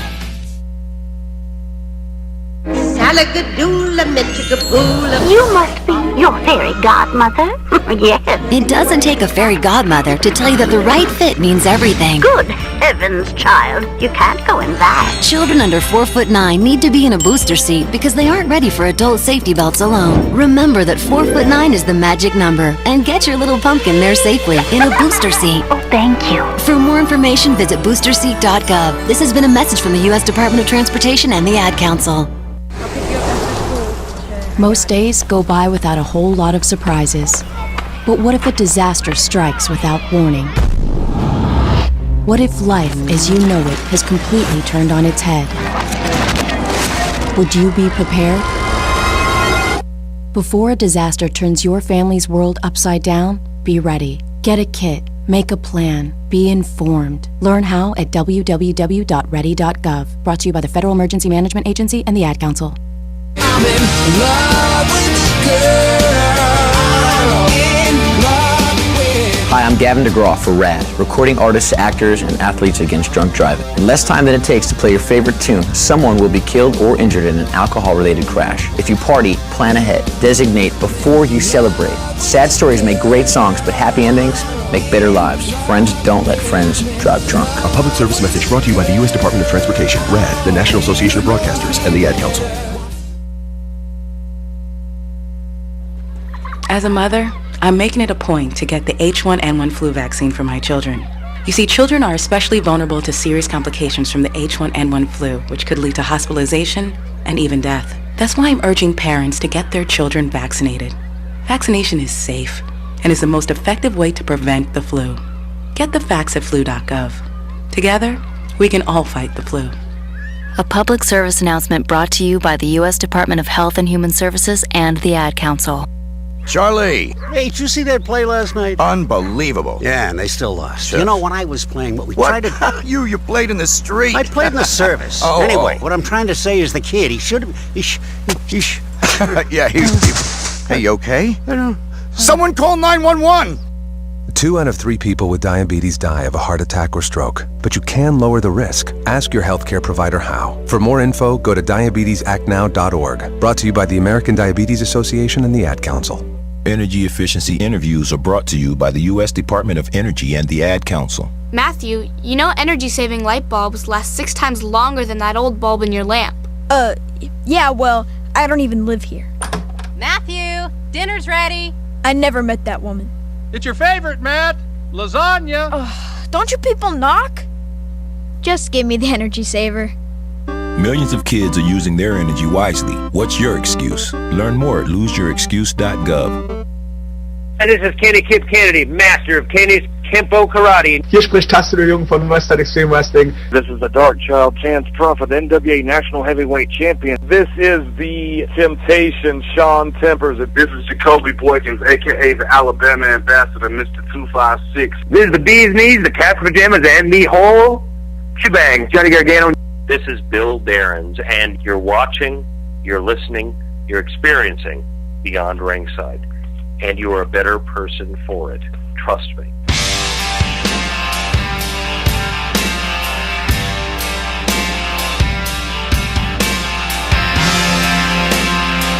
It's been a great night. I've loved it. I hope everybody's had fun listening. Welcome back in to Beyond Ringside. The home run round is now on. Fast Eddie Lane welcoming back in Mark Mabo Bowman. I'm digging in my nose and I'm pulling out goblins. Wicked Nemesis, come on back.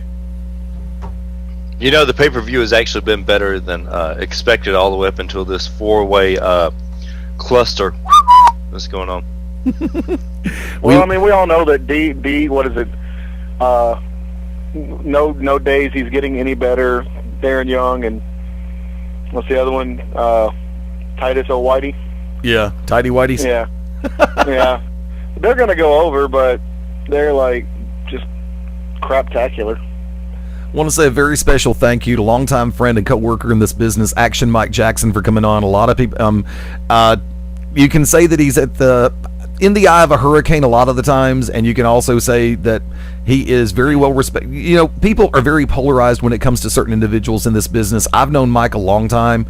Like I said, over 25 years, and we worked together on a number of different shows, and I've always enjoyed working with Mike. He's always been tremendous to me, and I do definitely appreciate him taking the time to come on tonight. Working on things for next week and the next couple of weeks. We've actually got some feelers out in a number of different directions, and we may have some surprises coming your way.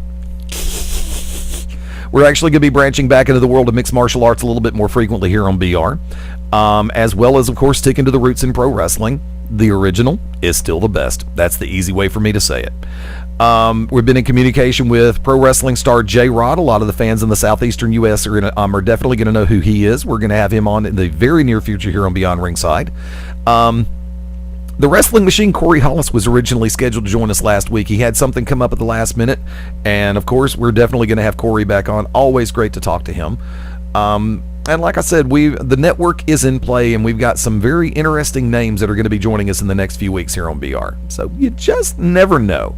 For everybody listening through Ustream, I had a chance to catch the chat room. Daryl, of course, always great to see you in there. Thank you for joining us. To everybody who's been in and out of the chat rooms, as well as over on BeyondRingside.com. We're broadcasting through our home site. Chat room is set up there as well. Want to remind everybody, in about 57 minutes live time, shoot time, 57 minutes from right now, I'll be hosting GCW Radio along with Ted Guinness, O'Hagan, and JJ Tanner. I'm looking forward to tonight's episode. It's going to be a blast, and we will, by the way, you have my word here that we will never have the Loud Little Girl versus Louder Little Girl challenge ever again on GCW Radio. Loved it, but unfortunately it turned into the cluster that I thought it was going to be. Stole a bit from Wicked. So, guess what? Unlike the Rocky series, there ain't going to be no rematch. Sorry, end of discussion there. Wicked brought up Chikara a little while ago, and a matter of fact, let me switch around to monitor 3 real quick. Yes, we're back up to 3. Hopefully going to add another one before the end of the season. Because this is something that I've been trying to pay attention to. We're trying to get back to the basics and stick with the roots. Next Saturday in Strathroy, Ontario, Chikara and the Young Lions Cup at the Bear Creek Country Club, 571 Metcalf Street East. Bell time's going to be 7:30 p.m. Doors are going to open at 7. I'm looking at the lineup now. If you get a chance to, drop by ChikaraPro.com. And one of the reasons why we mentioned Chikara is actually NWA Pro South is bringing in some of the stars of Chikara Pro Wrestling. And definitely looking forward to that opportunity here in our area. I found out the date, and I have a feeling that I'm going to be missing a show, because I'm going to be going to Chikara. Well, let me tell you guys this right now. I am definitely going to make sure that I'm making a call out right now, man. I just want to tell you all this right now. To any ice cream cone that wants to fight me, October 6th, NWA Pro South. Any giant skyscraper wants to fight me. Actually, that's Kaiju Big Battle. Wrong company. Oh. But I agree. And I would love to see any form or fashion of interaction between the Wicked Nemesis and Los Ice Creams, El Hijo del Ice Cream or Ice Cream Jr. Anyone, doesn't matter. I know Wicked Nemesis is not lactose intolerant, so he has no fear of the ice cream. Oh my God. Did the primetime players just become number one contenders? Yes, they did. Titus O'Neil and Darren Young, with the help of Abraham Washington. Did I not just say that 2 minutes ago? Why? Because they're getting behind a tag team that is ridiculously stupid. Of course, it's WWE. What do you expect? Real quick, some of the names that are going to be on this upcoming event, this coming Saturday, June 23rd. Get the date instead of saying this coming. The Bravado Brothers are going to be there. For the matter of fact, I believe they recently made an appearance on ROH TV. El Generico, Dasher Hatfield will be there. Quack, of course, Mike Quackenbush, the founder of Chikara Pro Wrestling, as well as... Hold on, Eddie. What? Why? You know you're not allowed to talk Chikara because you screw everything up. Let me do this. Thank you very much. You're welcome even less. Take it, Mabo. All right. First of all, coming up in Ontario, like you said, the Foggiest Notion, June 23rd, 2012. Some of the matches you'll be seeing. 3.0, that's Jagged and Shane Matthews, or he's now Parks or something, I don't know what his name. They'll be taking on Bravado Brothers. Dasher Hatfield taking on El Generico, the Battle of the Luchadors. 6 men go to war. Quack in the Colony. Looks like that's going to be Soldier and Green Ant. Do me a favor. Take it for a second. I've got to step away from the mic. Keep going. Deviant. Now, those are part of Gaikido. It's a new group that's coming in. Long history, just now coming to light. Tune into Chikara Podcast to go to get all the info on that. Jigsaw versus Ophidian. The new and improved Ophidian. No longer is he rocking the weird Cobra head. When I found out about this, oh my gosh, I busted a nut. Tim Donst takes on the returning Sugar Dunkerton, as Wicked would call him. But yes, Sugar Dunkerton is coming back. Or no, he would call him Dunkington. But yes, Sugar Dunkerton coming back. The ladies go at it. Sarah Del Rey, probably one of the toughest women right next to Pandora in the world of pro wrestling, takes on Leah Von Dutch. Never heard of her. She looks kind of cute. Looks a little bit like the chick from Attack of the Show. And in the first Young Lions Cup eliminator, you got Mike Bailey versus Ethan Page versus Sebastian Suave versus Jacob Hammermere. Looks a little bit like Icarus from old Global Championship Wrestling days. But that will be the first eliminator. Now, I've been reading up on Young Lions Cup. This is the 10th anniversary. This is also the longest rating, quote-unquote, title in Chikara. So they're stretching, normally they try to do the tournament over 2 nights. They're actually going to be stretching it out because the next, Eddie, you neglected to mention, that following Sunday, they will be in Syracuse, New York for Smack in the Middle. You'll see Eddie Kingston take on Dasher Hatfield. You got a little 8-man square-off match up there. You got Team 3.0 Ole and Grand Akuma taking on Fist and Ophidian. And the computer won't scroll. The computer won't scroll. The computer scrolled in the wrong direction. The computer's not scrolling. Eddie, what have you got? Actually, I was plugging in adapters because I was losing power over here in the studio. Okay. Soldier Ant takes on Assailant, the spectral envoy of Hallow Wicked and Ultramanus Black, which I'm hoping to have Ultramanus. Things are in the work. Wait for it. UMB might go beyond ringside sooner rather than later. Spectral Envoy takes on the Bravado Brothers. Jigsaw versus the Shard. Sarah Del Rey and Saturnine take on Tim Donst and Jacob Hammermere. Green Ant takes on Deviant. And in the second Young Lions Cup eliminator, Ryan Rush versus Jason Axe versus Trip Cassidy versus Mark Angelio Sete, which is the guy who, I don't like him. I don't care if he's a face or not. I don't like him because he replaced Dunk in the frickin' throwbacks, and that pisses me off. But like I said, they're stretching Young Lions Cup over, the next few months, because I know they're going to have a the third eliminator coming up in July. I think they have 2 eliminators coming up in July. So I don't think it wraps up until at least August or right before King of Trios. Yeah. Yeah, the finals are going to be August 12th. Yeah. 5th, 4th, 12th, 18th. I think so. Look, kids, I don't have my glasses on. Piss off, okay? But yeah, so they're doing a little bit different this year. So check out Chikara. Anything you want to add, Edward? No, actually, and you took it out from under me that I was actually going to cover both the 23rd and the 24th. I was just trying to get through the 23rd before I hit the 24th. So, yeah, I didn't leave anything out. I just didn't get there yet. Well, as long as it takes you sometimes, it'll be the 24th. That's what she said. No. I paid her $50 to say that, too. No, she didn't say that either. Yeah, she did. did. I would like I said, Chikara, it's not NWA Pro South with some stars of Chikara. It is a Chikara event backed by NWA Pro South. It's a collaboration. Right. It's not like, past company. It's not like, companies in the past who had a few Chikara guys on hand. No. This is an official Chikara event. And I am excited. Oh, October dude. 6th. I'm going to find a way to be there. I don't care what it takes. I told you, dude, that's like 5 days before my birthday. So, freaking A, I'm going to be there. And we're going to have some conversations with the Haven one off air very soon. Trust me on this one. Receipts, plain and simple. Love them. And also making the reference to Best in the World from Ring of Honor this coming next Sunday, 5 Eastern, 4 Central. Like I said this on air a little while ago before Mike came on with us, and I'm going to say it again real quick. There is a chance that we will not air next Sunday night. Reason being is my vacation got moved. So I am going to be probably going to be taking my beach trip next weekend. There will be a crap ton of shameless plugs going into next weekend, so I'm just going to leave it at that. So from that vantage point, yeah, I'm looking forward to the opportunity to take a couple of days and spend some me time. If things work out to where I can actually do Beyond Ringside or host it from on location, believe me, it's going to get done. My dedication to this show is unquestioned. But by the same token, every once in a while, the fat man needs a vacation. Please understand that. So while I have the opportunity, I'm going to take it. So it's next weekend that they lift the restraining order, not this weekend. That's why you couldn't make it, right? You weren't supposed to say that. Oh, my bad. Kayfabe. Yeah, thanks, Chris Hansen.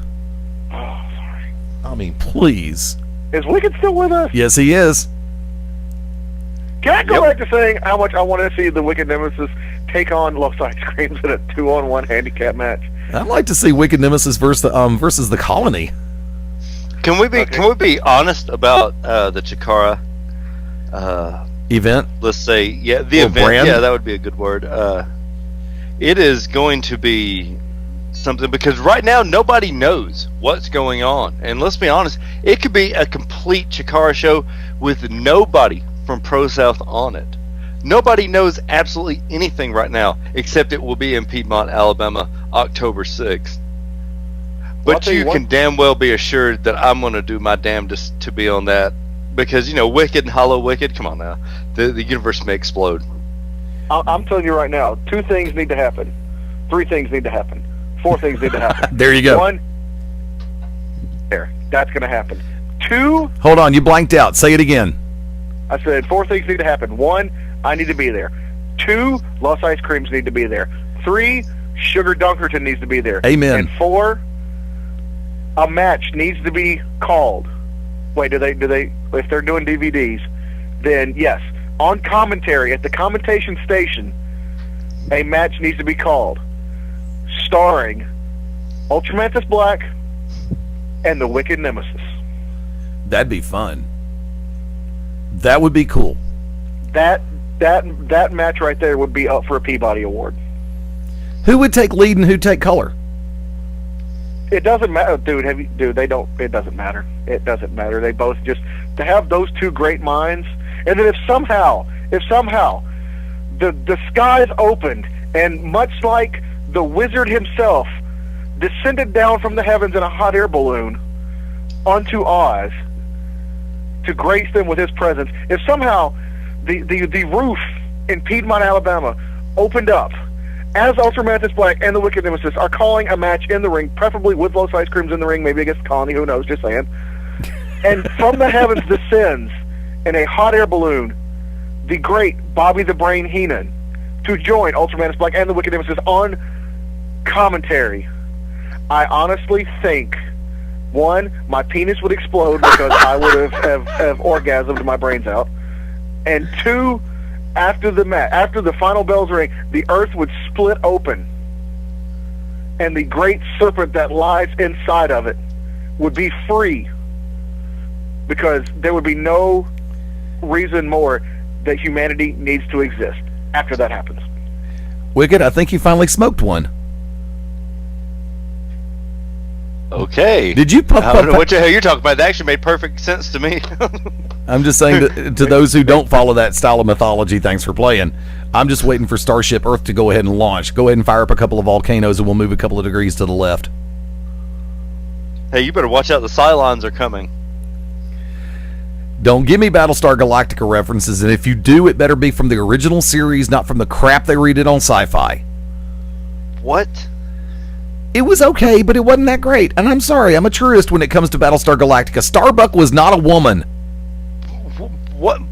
What? Starbuck was awesome. The girl that plays Starbucks, I don't know her name. I'm sorry, but she is awesome. She was hot. She was good, but Starbuck is a guy. She played a great badass woman. I'm just gonna say, and Nomi Rapace or whatever it is from Girl with the Dragon in her snatch. I mean, oh shit. I'm sorry, Prometheus. You didn't know that? That's a little known fact. The original title to Prometheus was The Girl with the Dragon in Her Snatch. Okay. It was. But Nomi Rapace is awesome. She's no Sigourney Weaver, obviously, but still, though, her and Prometheus and that were good. But I'm just going to say this: Chikara, October 6th, Deep Freeze is going to be awesome. Now, I'm not as familiar with Chikara as I should be, but you all know, leading up to that, first of all, I believe that my work speaks for itself, and these tickets are going fast. They've already sold 50 tickets, guys. So if you're going to get a ticket, you better get it soon. There better be a table set up for us, and that's all I'm going to say. You better talk to Ace Haven. Once again, I think that track record speaks for itself. There should be a table for Beyond Ringside set up. Well, you know, Eddie, I just don't know. It's Ace Haven. Horse nuts. Well, Eddie, you also got to realize, though, this is not really a Pro-South event. This is a Chikara event. I'll get Mike Quackenbush on the phone in 5 minutes. Well, probably not, because he's probably doing something more important. Well, yeah, there's a shit ton of things more important than talking to me on a Sunday night. Come on.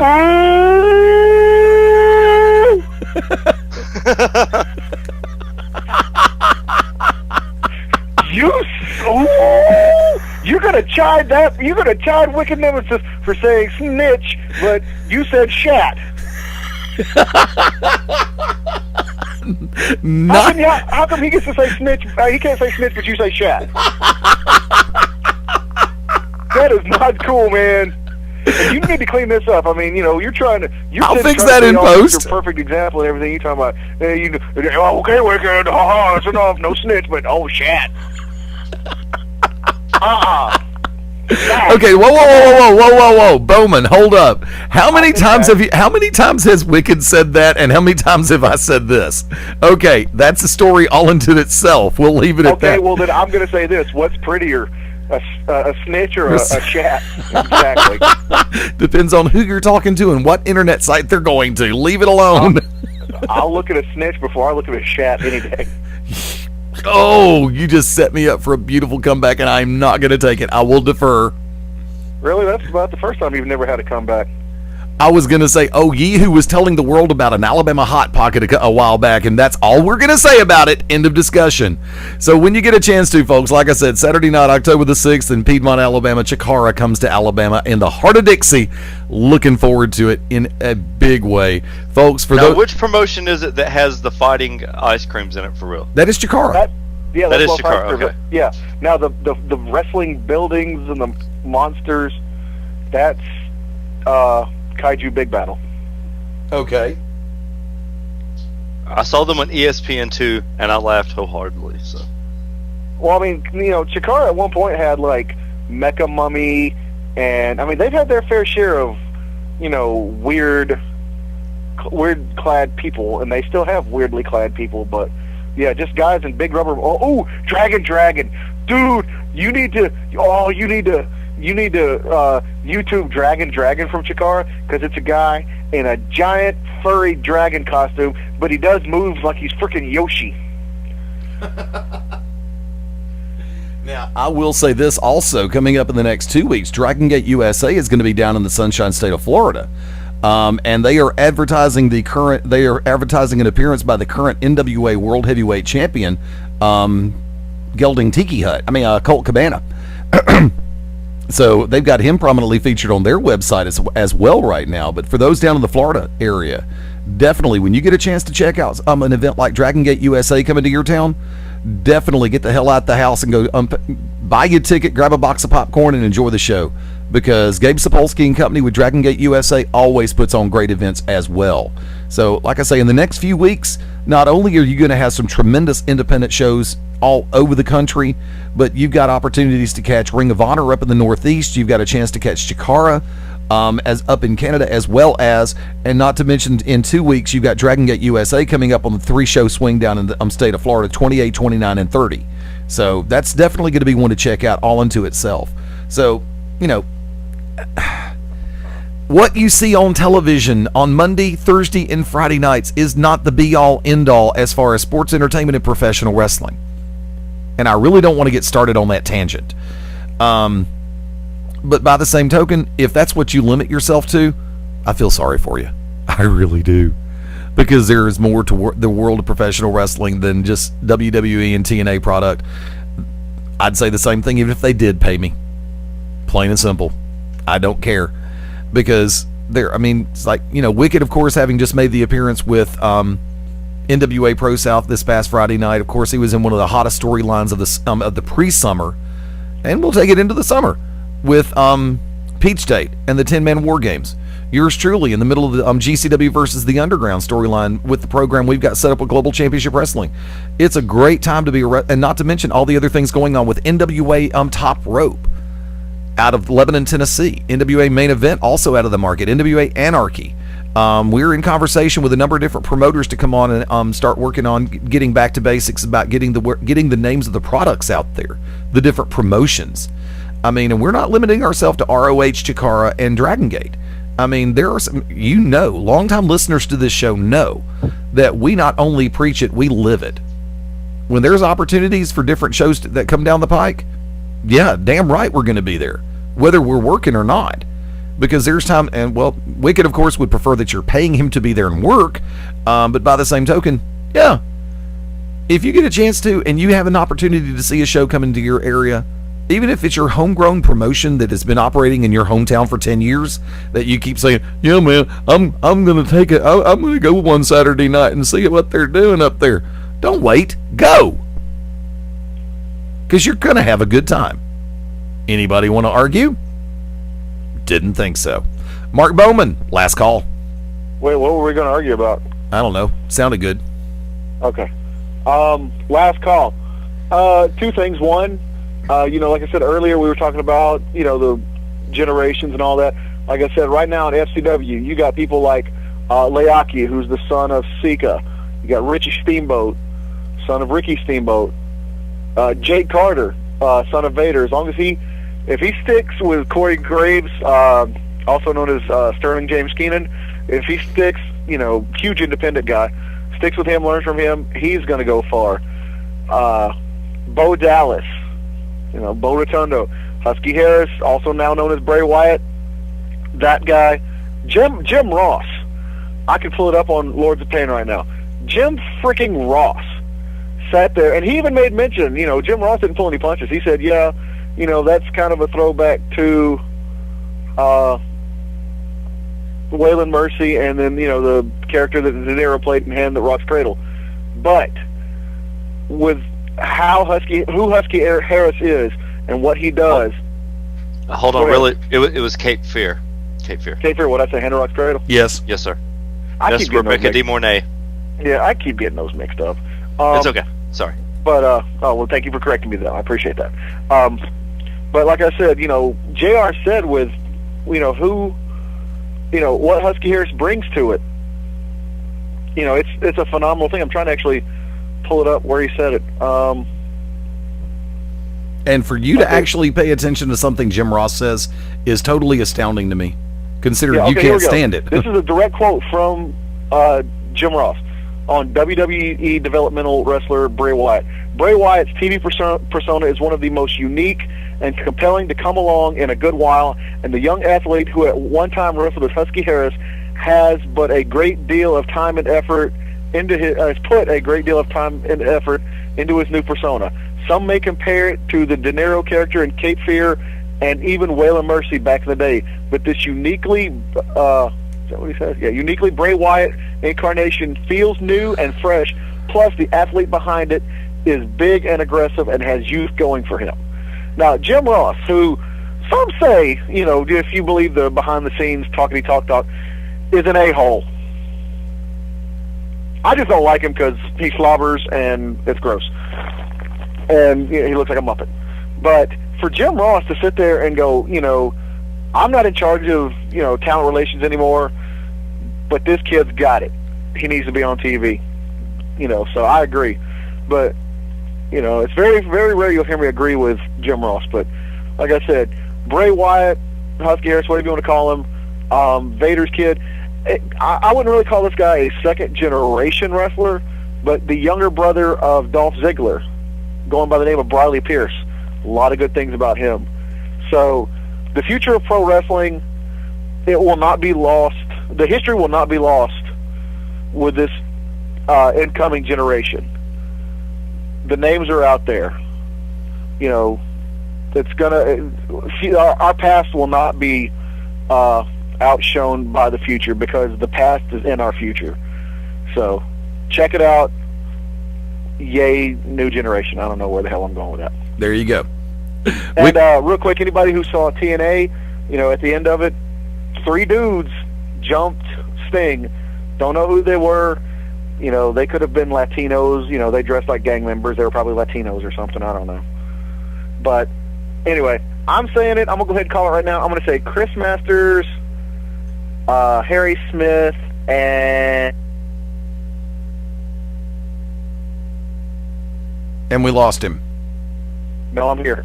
I heard Chris Masters, Harry Smith, and I'm trying to figure out who the third one was.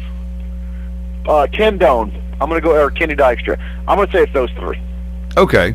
No, wait, I'm going to take that back because Mickie James is in TNA, and she and Doan used to date. Huh? She and Doan used to date. Oh, yes. If you believe all this crap that's going on the internet, I know you won't talk about it, but yeah, don't be surprised if it's like some, guys from the Ring Ka King promotion that TNA is going to bring in. So, that's my last call there. Okay. Wicked Nemesis, last call. Well, I also would like to say really quick about Bray Wyatt. Great stuff. Everybody's doing things. And really quick, just a word of advice to everybody out there. Don't try to work a worker. If you don't want to go somewhere, just do everybody a favor and just say, hey, I don't want to do this, I don't want to do that. Don't cost bookings for everybody else. And always perform etiquette. Had some guy come around in the Pro South locker room, had no idea who he was. He walked in, sat down, and at Pro South, if you're not on the card, you're usually not allowed backstage. I have no idea who the guy was and asked him, I said, hey man, you a worker? Or you a wrestler? He said, yeah. I said, oh, okay. You walked right by me without shaking my hand. Usually, people with etiquette don't do that. So, for all of you back there, if you ever are on a card with me and you walk by me without shaking my hand, oh, God have mercy on your soul. That's it. And I've already covered my last call when I was talking about going out and I'm checking out the shows. Mabo! Shameless plugs. Shameless plug, MA_BO on Twitter, Mark Bowman on Facebook, MA_BO_XXL on the PlayStation Network if you want to play some DC Universe or WWE 12, mainly just DC Universe. Check out, I got, great friends doing great things with great products. Bob's Comics, down here in Birmingham. All you have to do is grab a Alabama phone book and look up comic books. You'll see Bob's Comics. Also check out Eyewitness store.com or on their Eyewitness store on Facebook. Great T-shirts, great apparel if that's your deal. Not apparel, I'm hoping most of you wear clothes because I've seen a lot of you and you're fat, gross, and make me look skinny. So especially people in Carrollton, Georgia, get a dentist. But check that out. If religious T-shirts are your thing, get you one, get you two, get you 12. Be proud of who you are. Also, Creative Concept Designs. Eddie, is that it? I think so. Okay. Anyway,